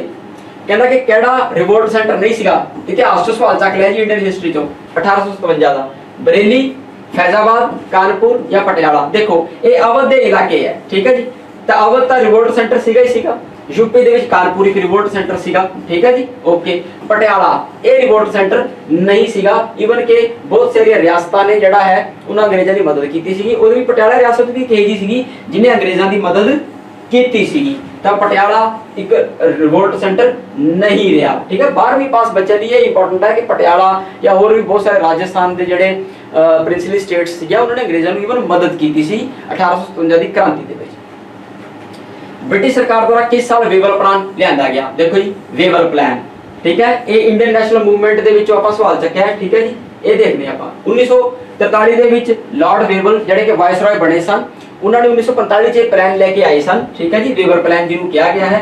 वेवल कौन सीगे? लॉर्ड वेवल वायसरॉय सीगे इंडिया के 1945 के दौरान। ठीक है जी, प्लान जिहड़ा है शिमला कॉन्फ्रेंस 1945 के विच लेके आंदा गया। भारत ते पाकिस्तान का फैसला होना सी भी की बनूगा, की भविख होगा हुण इस देश का जिन्होंने अंग्रेज छड्ड के जा रहे हैं। इस प्लान के प्रपोजल की दिता गया जी? कॉन्स्टिट्यूशनल रिफॉर्म्स की गल की गई, संविधानिक सुधार की गल की अंग्रेजों ने कि भी तुसी वार खत्म होने दो, उस तो बाद असीं तुहाडे संविधान दे विच सुधार करके तुहानूं एक बेटर संविधान देवांगे। ये प्रपोजल लेके आए वेवल प्लान दे विच जिन्हों कि रिजेक्ट किया गया। वेवल प्लान जिहड़ा सीगा इहने सैपरेट रिप्रजेंटेशन की गल भी की और कम्यूनल लाइन्स यानी कि धर्म के आधार पर जिहड़ी कि तुहानूं वंडिया जाना है, तुहाडे चुनाव किए जाने हैं, उहदे बारे भी गल करके गया किहड़ा वेवल प्लान। ठीक है जी, तो वेवल प्लान किहड़े साल होया? 1945 दे विच। पंजाब दे बजट 2023 विच मालिया घाटा जिन्होंने क्या गया है रेवेन्यू डेफिसिट, ये ग्रोथ स्टेट डोमेस्टिक प्रोडक्ट का कितना प्रतिशत अनुमानित दिखाया गया है? 2, 3.7, 3.5, 3, ये 3.5% है। थोड़ा जिहा इहदे उपर आपां गल करते हैं कि इहदा की है सिस्टम। देखो रेवेन्यू डेफिसिट हुंदा की है, मालिया घाटा हुंदा की है। पहली गल तो तुसीं ये समझ लो मालिया घाटे का मतलब ये नहीं हैगा कि तुहाडे कोले मालिया जिहड़ा हैगा ओह अकॉर्डिंग टू तुहाडा खर्चा घाटा है, नहीं। जिहड़ा तुसीं प्रोजेक्टेड कीता है मालिया कि तुहानूं इन्ना रेवेन्यू मिलना चाहिए है, वो प्रोजेक्टेड रेवेन्यू के अकॉर्डिंग अनुसार तुहानूं रेवेन्यू प्राप्त ना होवे, that is called as revenue deficit. ठीक है जी, उहनूं मालिया घाटा कहा जाता है कि तुसीं क्या कि जी साडे कोले इस वारी रेवेन्यू यानी कि जिहड़ा साडे कोले मालिया आना है किसी भी रूप च टैक्सां के रूप च या होर जो भी तुसीं इकट्ठा करना है वो तुहानूं आना चाहिए 10,000 करोड़। आया वो कितना जी 8,000 करोड़। ਤਾਂ ਆਪਾਂ ਕਹਾਂਗੇ ਸਾਨੂੰ 2000 ਦਾ ਰੈਵਨਿਊ ਡੈਫੀਸਿਟ ਹੋਇਆ ਹੈ। ਪਰ ਇਹਦਾ ਮਤਲਬ ਇਹ ਨਹੀਂ ਹੈ ਕਿ ਤੁਹਾਡੀ ਕਮਾਈ ਘੱਟ ਹੋਈ ਹੈ। ਤੁਸੀਂ ਪਹਿਲੇ ਪ੍ਰੋਜੈਕਟ ਕਰਕੇ 10000 ਰੱਖਿਆ ਸੀਗਾ, ਤੁਹਾਨੂੰ ਮਿਲਿਆ 8000 ਹੈ। ਠੀਕ ਹੈ ਜੀ, ਇਹ ਫਿਸਕਲ ਡੈਫੀਸਿਟ ਨਾਲੋਂ ਇੱਕ ਡਿਫਰੈਂਟ ਟਰਮ ਹੈ। ਠੀਕ ਹੈ ਜੀ, ਵਿੱਤੀ ਘਾਟੇ ਨਾਲੋਂ। ਕਹਿੰਦਾ ਰੈਵਨਿਊ ਡੈਫੀਸਿਟ ਉਦੋਂ ਹੁੰਦਾ ਹੈ ਜਦੋਂ ਜਿਹੜੀ ਇਨਕਮ ਹੈ ਤੁਹਾਡੀ ਨੈਟ ਇਨਕਮ ਜਿਹੜੀ ਤੁਹਾਨੂੰ ਪ੍ਰਾਪਤ ਹੋਈ ਹੈ ਇਹ ਘੱਟ ਹੋ ਰਹੀ ਤੁਹਾਡੀ ਪ੍ਰੋਜੈਕਟਡ ਇਨਕਮ ਤੋਂ। ਤੁਸੀਂ ਆਪਦਾ ਮੰਨ ਕੇ ਚੱਲਦੇ ਵੀ ਅਸੀਂ ਇੰਨਾ ਪੈਸਾ ਜਿਹੜਾ ਹੈ ਉਹ ਸਾਨੂੰ ਕਮਾਈ ਹੋਊਗੀ, ਪਰ ਉਨੀ ਕਮਾਈ ਤੁਹਾਨੂੰ ਨਹੀਂ ਹੋਈ, ਤੁਹਾਨੂੰ ਕਮਾਈ ਕੰਪੈਰੀਟਿਵਲੀ ਘੱਟ ਹੋਈ, ਉਹਨੂੰ ਕਹਿੰਦੇ revenue deficit. Revenue deficit does not mean loss of revenue. ਇਹ ਨਹੀਂ ਹੈ ਕਿ ਤੁਹਾਨੂੰ ਨੁਕਸਾਨ ਹੋਇਆ ਮਾਲੀਏ ਦਾ, ਇਹ ਜਸਟ ਡਿਫਰੈਂਸ ਹੈ ਕਾਹਦਾ, ਪ੍ਰੋਜੈਕਟਡ ਇਨਕਮ ਦਾ ਤੇ ਜਿਹੜੀ ਨੈਟ ਐਕਚੁਅਲ ਇਨਕਮ ਤੁਹਾਨੂੰ ਆਈ ਹੈ ਉਹਦਾ। ਸਿੰਪਲ ਵਰਡਸ 'ਚ ਆਪਾਂ ਕਹਿ ਸਕਦੇ ਹਾਂ ਕਿ ਜਿਹੜੀ ਤੁਹਾਡੀ ਅਰਨਿੰਗਸ ਹੈਗੀਆਂ ਉਹ ਕੰਪੈਰੀਟਿਵਲੀ ਤੁਹਾਡੇ ਖਰਚੇ ਨਾਲੋਂ ਜਿਹੜੀ ਹੈਗੀਆਂ ਉਹ ਘੱਟ ਹਨ। ਠੀਕ ਹੈ ਜੀ। ਔਨ ਦਾ ਅਦਰ ਹੈਂਡ ਜਿਹੜਾ ਫਿਸਕਲ ਡੈਫੀਸਿਟ ਹੈ ਇਹ ਸ਼ਾਰਟਫਾਲ ਹੈ ਗਵਰਨਮੈਂਟ ਦਾ ਇਨਕਮ ਦੇ ਵਿੱਚ, ਯਾਨੀ ਕਿ ਇੱਥੇ ਦੇਖਿਆ ਜਾਊਗਾ ਕਿ ਵਾਕਈ ਜਿਹੜੀ ਤੁਹਾਡੀ ਇਨਕਮ ਹੈ ਉਹ ਗਿਰ ਗਈ ਹੈ, ਸ਼ਾਰਟਫਾਲ ਹੋ ਗਿਆ ਉਹਦੇ ਵਿੱਚ, ਜਿੰਨਾ ਤੁਸੀਂ ਸਪੈਂਡ ਕੀਤਾ ਸੀਗਾ ਉਹਦੇ ਅਕੋਰਡਿੰਗ। ਠੀਕ ਹੈ ਜੀ। The government that has a fiscal deficit is spending beyond its means, ਯਾਨੀ ਕਿ ਉਹਨੂੰ ਕਰਜ਼ਾ ਲੈ ਕੇ ਤੇ ਫਿਰ ਉਹਨੂੰ ਆਪਦਾ ਕੰਮ ਚਲਾਉਣਾ ਪਊਗਾ। ਠੀਕ ਹੈ ਜੀ। ਨੈਕਸਟ ਚੱਲਦੇ ਹਾਂ। ਕਹਿੰਦਾ ਪੰਜਾਬ ਸਰਕਾਰ ਦੇ ਟੈਕਸ ਮਾਲੀਏ ਦਾ ਮੁੱਖ ਸਰੋਤ ਕੀ ਹੈ? Sales tax, state tax, state GST ਜਾਂ ਸਟੈਂਪ ਡਿਊਟੀ। ਇਹ ਹੈਗਾ ਜੀ ਗੁੱਡਸ ਐਂਡ ਸਰਵਿਸਿਜ਼ ਟੈਕਸ। ਠੀਕ ਹੈ ਜੀ, ਸਟੇਟ ਜੀਐਸਟੀ। ਦੇਖੋ ਇਹਦੇ ਵਿੱਚ ਕੀ ਹੈ, 2022-23 ਦੇ ਫਿਗਰ ਨੂੰ ਆਪਾਂ ਚੈੱਕ ਕਰੀਏ ਤਾਂ ਜਿਹੜਾ ਰਿਵਾਈਜ਼ਡ ਜਿਹੜਾ ਜੀਐਸਟੀ ਦਾ ਡਾਟਾ ਆਇਆ ਉਹ ਆਇਆ 19000 ਕਰੋੜ ਰੁਪਏ ਦਾ। ਠੀਕ ਹੈ ਜੀ। 23-24 ਦੇ ਵਿੱਚ ਇਹਨੂੰ ਪ੍ਰੋਜੈਕਟ ਕੀਤਾ ਗਿਆ ਹੈ 23000 ਕਰੋੜ। ਠੀਕ ਹੈ ਜੀ। ਯਾਨੀ ਕਿ 19000 ਆਪਾਂ ਰੀਅਲ ਦੇ ਵਿੱਚ ਜੀਐਸਟੀ ਲਿੱਤਾ ਹੈਗਾ, ਮਿਲਿਆ ਆਪਾਂ ਨੂੰ, ਤੇ ਆਪਾਂ ਕਿਹਾ ਵੀ ਆਪਾਂ ਨੂੰ 23-24 ਦੇ ਵਿੱਚ ਕਿੰਨਾ ਮਿਲਣਾ ਚਾਹੀਦਾ ਹੈ 23000, ਤਾਂ ਆਪਾਂ 21% ਦਾ ਵਾਧਾ ਦਿਖਾ ਕੇ ਚੱਲੇ, ਯਾਨੀ ਕਿ 19000 ਕਰੋੜ ਰੁਪਇਆ ਤਾਂ ਆਪਾਂ ਨੂੰ ਕੱਲਾ ਜੀਐਸਟੀ ਤੋਂ ਹੀ ਆਇਆ ਹੈ। ਤਾਂ ਕਰਕੇ ਜਿਹੜੀ ਭਾਰਤ ਦੇਸ਼ ਦੀ ਜਿਹੜੀ ਪੰਜਾਬ ਸੂਬੇ ਦੀ ਜਿਹੜੀ ਮੇਨ ਜਿਹੜਾ ਟੈਕਸ ਮਾਲੀਆ ਹੈਗਾ ਉਹ ਕਿੱਥੋਂ ਆਉਂਦਾ, ਉਹਨਾਂ ਨੂੰ ਜੀਐਸਟੀ ਤੋਂ ਆਉਂਦਾ ਹੈ, ਗੁੱਡਸ ਐਂਡ ਸਰਵਿਸਿਜ਼ ਟੈਕਸ ਤੋਂ ਮਿਲਦਾ ਹੈ। ਠੀਕ ਹੈ, ਸੇਲਸ ਟੈਕਸ ਤੋਂ ਨਹੀਂ ਮਿਲਦਾ। ਕਹਿੰਦਾ ਫਿੰਗਰਪ੍ਰਿੰਟ ਆਇਡੈਂਟੀਫਿਕੇਸ਼ਨ, ਪੰਜਾਬ ਪੁਲਿਸ ਦਾ ਪੇਪਰ ਹੈ ਉਸ ਹਿਸਾਬ ਨਾਲ ਇੱਕ ਇਸ ਤਰ੍ਹਾਂ ਦਾ ਸਵਾਲ ਲੈ ਕੇ ਆਏ ਜਿਹੜਾ ਕਿ ਤੁਹਾਡੇ ਨਾਲ ਮਤਲਬ ਸੰਬੰਧ ਰੱਖਦਾ ਹੈ ਇਸ ਐਗਜ਼ਾਮ ਦੇ ਨਾਲ। ਉਹ ਇਹ ਹੈ ਕਿ ਵੀ ਜਦੋਂ ਕ੍ਰਾਈਮ ਹੁੰਦੇ ਆ ਤਾਂ ਫਿੰਗਰਪ੍ਰਿੰਟ ਇੱਕ ਬਹੁਤ ਵੱਡਾ ਜਿਹੜਾ ਸਾਧਨ ਬਣਦਾ ਹੈ ਪਛਾਣ ਕਰਨ ਲਈ ਕ੍ਰਿਮੀਨਲਸ ਦਾ ਜਾਂ ਵਿਕਟਿਮਸ ਦਾ। ਤਾਂ ਕਿਸੇ ਵਿਅਕਤੀ ਦੀ ਫਿੰਗਰਪ੍ਰਿੰਟ ਦੀ ਪਛਾਣ ਦੀ ਵਿਗਿਆਨਿਕ ਪ੍ਰਣਾਲੀ ਨੂੰ ਕੀ ਕਿਹਾ ਜਾਂਦਾ ਹੈ? ਡਰਮੈਟੋਗ੍ਰਾਫਿਕਸ, ਟ੍ਰਾਈਕੋਲੋਜੀ, ਡੈਕਟੋਲੋਸਕੋਪੀ ਜਾਂ ਫਿਰ ਕੈਟਾਪਲੈਕਸੀ। ਦੇਖੋ ਦੋ ਇੱਥੇ ਤੁਸੀਂ ਕਨਫਿਊਜ਼ ਹੋ ਸਕਦੇ ਹੋ ਡਰਮੈਟੋਗ੍ਰਾਫਿਕਸ ਦੇ ਵਿੱਚ ਤੇ ਡੈਕਟੋਲੋਸਕੋਪੀ ਦੇ ਵਿੱਚ। ਦੇਖੋ ਡਰਮੈਟੋਗ੍ਰਾਫਿਕਸ ਕੀ ਚੀਜ਼ ਹੈ, ਜੋ ਤੁਸੀਂ ਜਨਰਲ ਹੈਂਡ ਦੀ ਜਾਂ ਤੁਹਾਡਾ ਜਿਹੜਾ ਪਾਮ ਹੈ ਉਹਦੀ ਰੀਡਿੰਗ ਕਰਦੇ ਹੋ, ਉਹਦੇ ਪੈਟਰਨਸ ਦੀ ਰੀਡਿੰਗ ਕਰਦੇ ਹੋ, ਦੈਟ ਇਜ਼ ਕਾਲਡ ਐਜ਼ ਡਰਮੈਟੋਗ੍ਰਾਫਿਕਸ। ਇਹਦੇ ਉਲਟ ਜਦੋਂ ਤੁਸੀਂ ਹਰ ਇੱਕ ਇੰਡੀਵਿਜੂਅਲ ਦੀ, ਇੱਕ ਇਨਸਾਨ ਦੀ ਹਰ ਉਂਗਲਾਂ ਦੀ, ਫਿੰਗਰਸ ਦੀ ਸਪੈਸ਼ਲਾਈਜ਼ ਸਟੱਡੀ ਕਰਦੇ ਹੋ ਤਾਂ ਉਹਨੂੰ ਕਿਹਾ ਜਾਂਦਾ ਹੈਗਾ ਡੈਕਟੋਲੋਸਕੋਪੀ। ਤਾਂ ਡੈਕਟੋਲੋਸਕੋਪੀ ਜਿਹੜੀ ਸਟੱਡੀ ਹੈ ਇਹ ਇੰਡੀਵਿਜੂਅਲ ਦੀ ਫਿੰਗਰਸ ਨੂੰ ਪਛਾਣ ਕਰਨ ਲਈ ਕੀਤਾ ਜਾਂਦਾ, ਕਿਉਂਕਿ ਹਰ ਇਨਸਾਨ ਦੀ ਜਿਹੜੀ ਫਿੰਗਰਸ ਦਾ ਪੈਟਰਨ ਹੈ ਉਹ ਡਿਫਰੈਂਟ ਹੈ, ਕਿਉਂਕਿ ਹਰ ਇਨਸਾਨ ਦਾ ਡੀਐਨਏ ਕੀ ਹੈ, ਡਿਫਰੈਂਟ ਹੈ। ਇਸ ਕਰਕੇ study of fingerprints of individuals is called science of dactyloscopy. The science of study of general pattern of palms and hands is called dermatographics। ਇਹ ਸਪੈਲਿੰਗ ਗਲਤ ਹੋ ਗਈ ਹੈ, ਠੀਕ ਹੈ ਜੀ, ਇਹਨੂੰ ਗ੍ਰਾਫਿਕਸ ਕਰਨਾ ਹੈ। ਨੈਕਸਟ ਆ ਜੀ, ਗੁਰੂ ਅਮਰਦਾਸ ਦਾ ਜਨਮ ਸਥਾਨ ਬਸਾਰਕੇ ਹੈ। ਬਸਾਰਕੇ ਕਿੱਥੇ ਹੈ ਜੀ? ਬਸਾਰਕੇ ਅੰਮ੍ਰਿਤਸਰ ਦੇ ਵਿੱਚ ਹੈ। ਠੀਕ ਹੈ ਜੀ, ਇਹ ਆਪਾਂ ਦੇਖ ਲਾਂਗੇ। ਨੈਕਸਟ ਤੁਹਾਡਾ ਕੁਐਸਚਨ ਆ ਗਿਆ। ਓਕੇ ਜੀ, ਦੀਨ ਬੰਧੂ ਦੇ ਨਾਮ ਨਾਲ ਕੌਣ ਜਾਣਿਆ ਜਾਂਦਾ? ਸਟੈਟਿਕ ਸਵਾਲ ਹੈ, ਮਿਸਲੇਨੀਅਸ ਦੇ ਵਿੱਚੋਂ ਇਹ ਸਵਾਲ ਚੱਕਿਆ ਗਿਆ ਹੈ ਹਿਸਟਰੀ ਦੇ ਵਿੱਚ। ਠੀਕ ਹੈ ਜੀ, ਚਿਤਰੰਜਨ ਦਾਸ ਹੈ, ਚਾਰਲਸ ਫਰੀਅਰ ਐਂਡਰਿਊ ਹੈ, ਵਿਨੋਬਾ ਭਾਵੇ ਹੈ ਜਾਂ ਸੀਐਨ ਅੰਨਾਦੁਰਾਈ ਹੈ। ਦੇਖੋ ਇਹ ਜਿਹੜੇ ਪਰਸਨ ਹਨ, ਚਾਰਲਸ ਫਰੀਅਰ ਐਂਡਰਿਊ, ਇਹ ਜਿਹੜੇ ਹਨ ਇਹ ਇੱਕ ਇੰਗਲਿਸ਼ਮੈਨ ਹਨ, ਇਹ ਗਾਂਧੀ ਜੀ ਦੇ ਮਿੱਤਰ ਹਨ, ਗਾਂਧੀ ਜੀ ਦੇ ਡਿਸਾਈਪਲ ਵੀ ਹਨ, ਤੇ ਇਹੀ ਉਹ ਪਰਸਨ ਹਨ ਜਿਹੜੇ ਗਾਂਧੀ ਜੀ ਨੂੰ ਸਾਊਥ ਅਫਰੀਕਾ ਤੋਂ ਭਾਰਤ ਲੈ ਕੇ ਆਉਣ ਲਈ ਉਹਨਾਂ ਨੇ ਇਹਨਾਂ ਨੂੰ ਬਣਾਇਆ। ਤੇ ਇਹ ਲੋਕ ਗਰੀਬ ਲੋਕਾਂ ਦੇ ਬੜੇ ਹਿਤੈਸ਼ੀ ਸਨ, ਉਹਨਾਂ ਦੀ ਬੜੀ ਮਦਦ ਕਰਦੇ ਸਨ, ਤਾਂ ਕਰਕੇ ਇਹਨਾਂ ਨੂੰ ਟਾਈਟਲ ਦਿੱਤਾ ਗਿਆ ਦੀਨ ਬੰਧੂ, ਤੇ ਇਹ ਟਾਈਟਲ ਗਾਂਧੀ ਜੀ ਨੇ ਹੀ ਦਿੱਤਾ ਇਹਨਾਂ ਨੂੰ ਦੀਨ ਬੰਧੂ ਦਾ। ਤਾਂ ਦੀਨ ਬੰਧੂ ਕਿਹਨੂੰ ਕਿਹਾ ਜਾਂਦਾ ਫੇਮਸਲੀ? ਚਾਰਲਸ ਫਰੀਅਰ ਐਂਡਰਿਊ ਨੂੰ। ਠੀਕ ਹੈ ਜੀ, ਨੈਕਸਟ ਚੱਲਦੇ ਹਾਂ। ਓਕੇ, ਸ਼ਾਹੀ ਟਿੱਬੀ। ਦੇਖੋ ਜੀ, ਸ਼ਾਹੀ ਟਿੱਬੀ ਜਿਹੜੀ ਬੈਟਲ ਹੈ ਗੁਰੂ ਗੋਬਿੰਦ ਸਿੰਘ ਜੀ ਤੇ ਉਹਨਾਂ ਦੇ ਪਰਿਵਾਰ ਨਾਲ ਸੰਬੰਧਿਤ ਬੈਟਲ ਹੈ, ਉਹਨਾਂ ਦੇ ਸਿੱਖ ਜਨਰਲਸ ਨਾਲ ਸੰਬੰਧਿਤ ਬੈਟਲ ਹੈ। 1704, 5, 6 ਜਾਂ 2। 1704 ਦੇ ਵਿੱਚ ਇਹ ਲੜੀ ਗਈ ਸੀ। ਬੈਟਲ ਆਫ ਸਰਸਾ ਇੱਕ ਪਾਸੇ ਚੱਲ ਰਹੀ ਸੀ, ਠੀਕ ਹੈ ਜੀ, ਕੀਰਤਪੁਰ ਜਿਹੜਾ ਇਲਾਕਾ ਹੈ ਉੱਥੇ। ਉਹਦੇ ਪੈਰਲਲ ਇੱਕ ਬੈਟਲ ਹੋਰ ਚੱਲੀ ਜਿਹੜੀ ਸ਼ਾਹੀ ਟਿੱਬੀ ਦੀ ਬੈਟਲ ਕਹੀ ਗਈ। ਇਹ 21 ਦਸੰਬਰ ਦੀ ਰਾਤ ਦੀ ਗੱਲ ਹੈ ਜਦੋਂ ਸ਼ਾਹੀ ਟਿੱਬੀ ਦੀ ਜਿਹੜੀ ਬੈਟਲ ਹੈ ਉਹ ਹੋਈ ਹੈ। ਠੀਕ ਹੈ ਜੀ, ਬੈਟਲ ਆਫ ਸ਼ਾਹੀ ਟਿੱਬੀ ਜਿਹੜੀ ਹੈ 1704 ਚ ਲੜੀ ਗਈ। South of Kiratpur Sahib shahi Tibbi located है लोकेशन। भाई जीवन सिंह ने लीड किया इस बैटल ਦੇ ਵਿੱਚ ਤੇ ਨਾਲ ਹੀ ਉਹਨਾਂ ਦੇ ਜਿਹੜੇ ਸਭ ਤੋਂ ਵੱਡੇ ਬੇਟੇ ਸੀ ਗੁਰੂ ਗੋਬਿੰਦ ਸਿੰਘ ਜੀ ਦੇ ਸਾਹਿਬਜ਼ਾਦਾ ਅਜੀਤ ਸਿੰਘ ਜੀ, ਉਹਨਾਂ ਨੇ ਵੀ ਪਾਰਟਿਸਿਪੇਟ ਕੀਤਾ ਇਸ ਬੈਟਲ ਦੇ ਵਿੱਚ। ਜਿਹੜੀ ਬੈਟਲ ਹੈ ਇਹ ਬੈਟਲ ਆਫ ਸਰਸਾ ਦੇ ਨਾਮ ਨਾਲ ਉਸੇ ਦਿਨ ਪੈਰਲਲੀ ਚੱਲੀ ਤੇ ਡੇਟ ਸੀਗੀ battle the 21 December 1704 battle of ਸ਼ਾਹੀ ਟਿੱਬੀ। ਠੀਕ ਹੈ ਜੀ। ਇਹਦੇ ਵਿੱਚ ਹੋਇਆ ਕੀ ਸੀਗਾ ਕਿ ਸਿੱਖਾਂ ਨੇ कंट्रोल किया मुगल्स नूं, पर बहुत हैवी जी कैजुअलिटीज या लॉसेस जिहड़े सीगे उह सिखां नूं आपां नूं देखण नूं मिले। ठीक है जी। ओके, खालसा ट्रैक्ट सोसाइटी की स्थापना किस द्वारा की गई है? खालसा ट्रैक्ट सोसाइटी देखो सिंह सभा मूवमेंट चली। सिंह जिहड़ा सभा मूवमेंट है ਉਹਦਾ ऑब्जेक्टिव की सीगा? ਉਹਦਾ ऑब्जेक्टिव ਇਹ ਸੀਗਾ कि सिक्खी ਦਾ प्रचार प्रसार करना है, सिक्खी ਨੂੰ जिंदा रखना है ਤੇ ਹੋਰ जिन्ने भी अपने प्रॉब्लम्स है साइड प्रॉब्लम्स चल रही हैं उन्होंने दूर करना है ਤੇ सिख धर्म ਜਿਹੜਾ सिख धर्म है ਉਹਨੂੰ ਵਧਾਉਣਾ ਫੁਲਾਉਣਾ ਹੈਗਾ, ਉਹਦਾ ਮਤਲਬ ਉਹਨੂੰ ਐਡਵਾਂਸ ਕਰਨਾ ਹੈ, ਲੋਕਾਂ ਤੱਕ ਪਹੁੰਚਾਉਣਾ ਹੈ। ਠੀਕ ਹੈ ਜੀ। ਉਹਦੇ ਲਈ ਕੰਮ ਸ਼ੁਰੂ ਹੋ ਗਿਆ ਸੀਗਾ ਤੇ ਭਾਈ ਵੀਰ ਸਿੰਘ ਤੇ ਭਾਈ ਕੌਰ ਸਿੰਘ ਇਹ ਦੋ ਪਰਸਨੈਲਿਟੀਜ਼ ਨੇ ਖਾਲਸਾ ਟਰੈਕਟ ਸੁਸਾਇਟੀ ਨੂੰ ਜਨਮ ਦਿੱਤਾ। ਤੇ क्यों इन्होंने खालसा ट्रैक्ट सोसाइटी खड़ी की? जो जी सिंह सभा मूवमेंट का जो टीचा है, सिंह सभा मूवमेंट का जो टीचा है उन्होंने अगे बढ़ाया जा सके तो उन्होंने पूरा किया जा सके। ठीक है जी। तो सिंह सभा मूवमेंट बारे आप गल कर लेंगे हैं कि खालसा ट्रैक्ट सोसाइटी जी है ये ऑर्गेनाइजेशन क्रिएट की गई भाई वीर सिंह द्वारा 1894 प्रमोट करने वास्ते कादा एम ते ऑब्जेक्टिव कादे सिंह सभा मूवमेंट दे। जिहड़ी सिंह सभा मूवमेंट है ये 1873 च शुरू की गई। सिंह सभा मूवमेंट 1873 च क्यों शुरू की गई? क्योंकि बहुत सारी मिशनरी एक्टिविटीज सारे धर्मां च चल रही सन, यानी कि आपदे धर्म नूं बढ़ाउण लई प्रचार प्रसार किया जा रहा सीगा ते बहुत सारे लोगों को धर्म परिवर्तन किया जा रहा सी, जिहदे विच क्रिश्चियनस मेन सन। क्रिश्चियनिटी जिहड़ी सीगी ਉਹ फटाफट बड़ी तेजी ਦੇ ਨਾਲ ਆਪਦੇ ਧਰਮ ਦੇ ਵਿੱਚ ਲੋਕਾਂ ਨੂੰ ਲੈ ਰਹੀ ਸੀਗੀ, ਹਿੰਦੂਆਂ ਨੂੰ ਤੇ ਸਿੱਖਾਂ ਨੂੰ। ਤੇ ਇਸ ਤੋਂ ਇਲਾਵਾ ਜਿਹੜੇ ਤੁਹਾਡੇ ਇਸਲਾਮ ਧਰਮ ਹੈ ਉਹ ਵੀ ਮਿਸ਼ਨਰੀ ਮੋਡ ਦੇ ਵਿੱਚ ਚੱਲ ਰਿਹਾ ਸੀਗਾ, ਬਹੁਤ ਸਾਰੇ ਲੋਕਾਂ ਨੂੰ ਆਪਦੇ ਧਰਮ ਵੱਲ ਲੈ ਕੇ ਆਉਣ ਦੀ ਗੱਲ ਕਰ ਰਿਹਾ ਸੀਗਾ, ਪ੍ਰੇਰਿਤ ਕਰ ਰਿਹਾ ਸੀ, ਪ੍ਰਚਾਰ ਪ੍ਰਸਾਰ ਕਰ ਰਿਹਾ ਸੀ ਤੇ ਨਾਲ ਹੀ ਹਿੰਦੂ ਧਰਮ ਵੀ ਕਰ ਰਿਹਾ ਸੀ। ਜਿਹੜੇ ਆਰਿਆ ਸਮਾਜੀ ਮੂਵਮੈਂਟਸ ਜਾਂ ਹੋਰ ਬ੍ਰਹਮੋ ਸਮਾਜੀ ਮੂਵਮੈਂਟਸ ਚੱਲਣਗੀਆਂ ਉਹ ਆਪਾਂ ਦੇਖਾਂਗੇ। ਤਾਂ ਇਸੇ ਤਰ੍ਹਾਂ ਨੂੰ ਇਹਦੇ ਰਿਐਕਸ਼ਨ ਦੇ ਵਜੋਂ ਹੀ ਜਿਹੜੇ ਭਾਈ ਵੀਰ ਸਿੰਘ ਹਨ ਉਹਨਾਂ ਨੇ ਖਾਲਸਾ ਟਰੈਕਟ ਸੁਸਾਇਟੀ ਦੀ ਸਥਾਪਨਾ ਕੀਤੀ ਤੇ ਉਹਦੇ ਥਰੂ ਸਿੱਖ ਧਰਮ ਦੇ ਪ੍ਰਚਾਰ ਪ੍ਰਸਾਰ ਦੀ ਗੱਲ ਕੀਤੀ ਜਾਂ ਕੰਮ ਕੀਤਾ। ਤਾਂ ਸਟੂਡੈਂਟਸ ਇਹ 35 ਸਵਾਲ ਸੀਗੇ, ਇਹ ਸੀਗਾ ਸਾਡਾ 35 ਦਾ ਦਮ।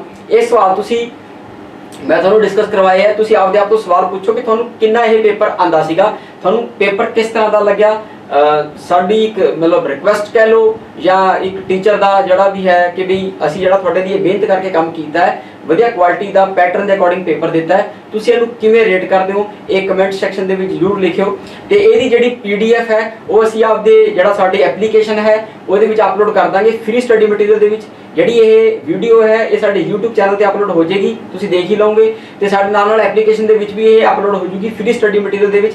ਸੋ ਸਟੂਡੈਂਟਸ GK ਦੇ 35 ਸਵਾਲ ਇਹ ਹੈ, ਰੋਜ਼ ਅਸੀਂ ਪੇਪਰ ਲੈ ਕੇ ਆਵਾਂਗੇ ਐਕਸੈਪਟ ਸੰਡੇ ਨੂੰ ਥੋੜਾ ਜਿਹਾ ਤੁਹਾਨੂੰ ਪਤਾ ਹੈ ਕਿ ਸਟਾਫ ਵਗੈਰਾ ਦਾ ਹੁੰਦਾ ਕੁਝ ਤੇ ਤਾਂ ਕਰਕੇ 35 ਕੁਐਸਚਨ ਜਿਹੜੇ ਹੈਗੇ ਹੈ ਇਹ ਰੋਜ਼ ਆਪਾਂ ਡਿਸਕਸ ਕਰਦੇ ਹੋਏ ਮੰਨ ਕੇ ਚੱਲਣਾ ਵੀ 15-20 ਦਿਨ ਜਿੰਨੇ ਵੀ ਆਪਣੇ ਕੋਲੇ ਹੈਗੇ ਹੈ ਇਸ ਟੈਸਟ ਸੀਰੀਜ਼ ਨੂੰ ਤੁਸੀਂ ਲਗਾ ਜਾਣਾ ਤੇ ਤੁਹਾਡੇ GK ਦੇ ਸਾਰੇ ਜਿਹੜੇ ਕੁਐਸਚਨਸ ਹੈ ਉਹ ਅਟੈਂਪਟ ਹੋ ਜਾਣਗੇ। So thank you very much video ਨੂੰ ਦੇਖਣ ਲਈ। ਕੰਪੀਟੀਸ਼ਨ ਵਾਰੀਅਰ ਇੰਸਟੀਚਿਊਟ ਦੇ ਚੈਨਲ ਤੇ ਆਉਣ ਲਈ ਤੁਹਾਡਾ ਧੰਨਵਾਦ। Thank you very much.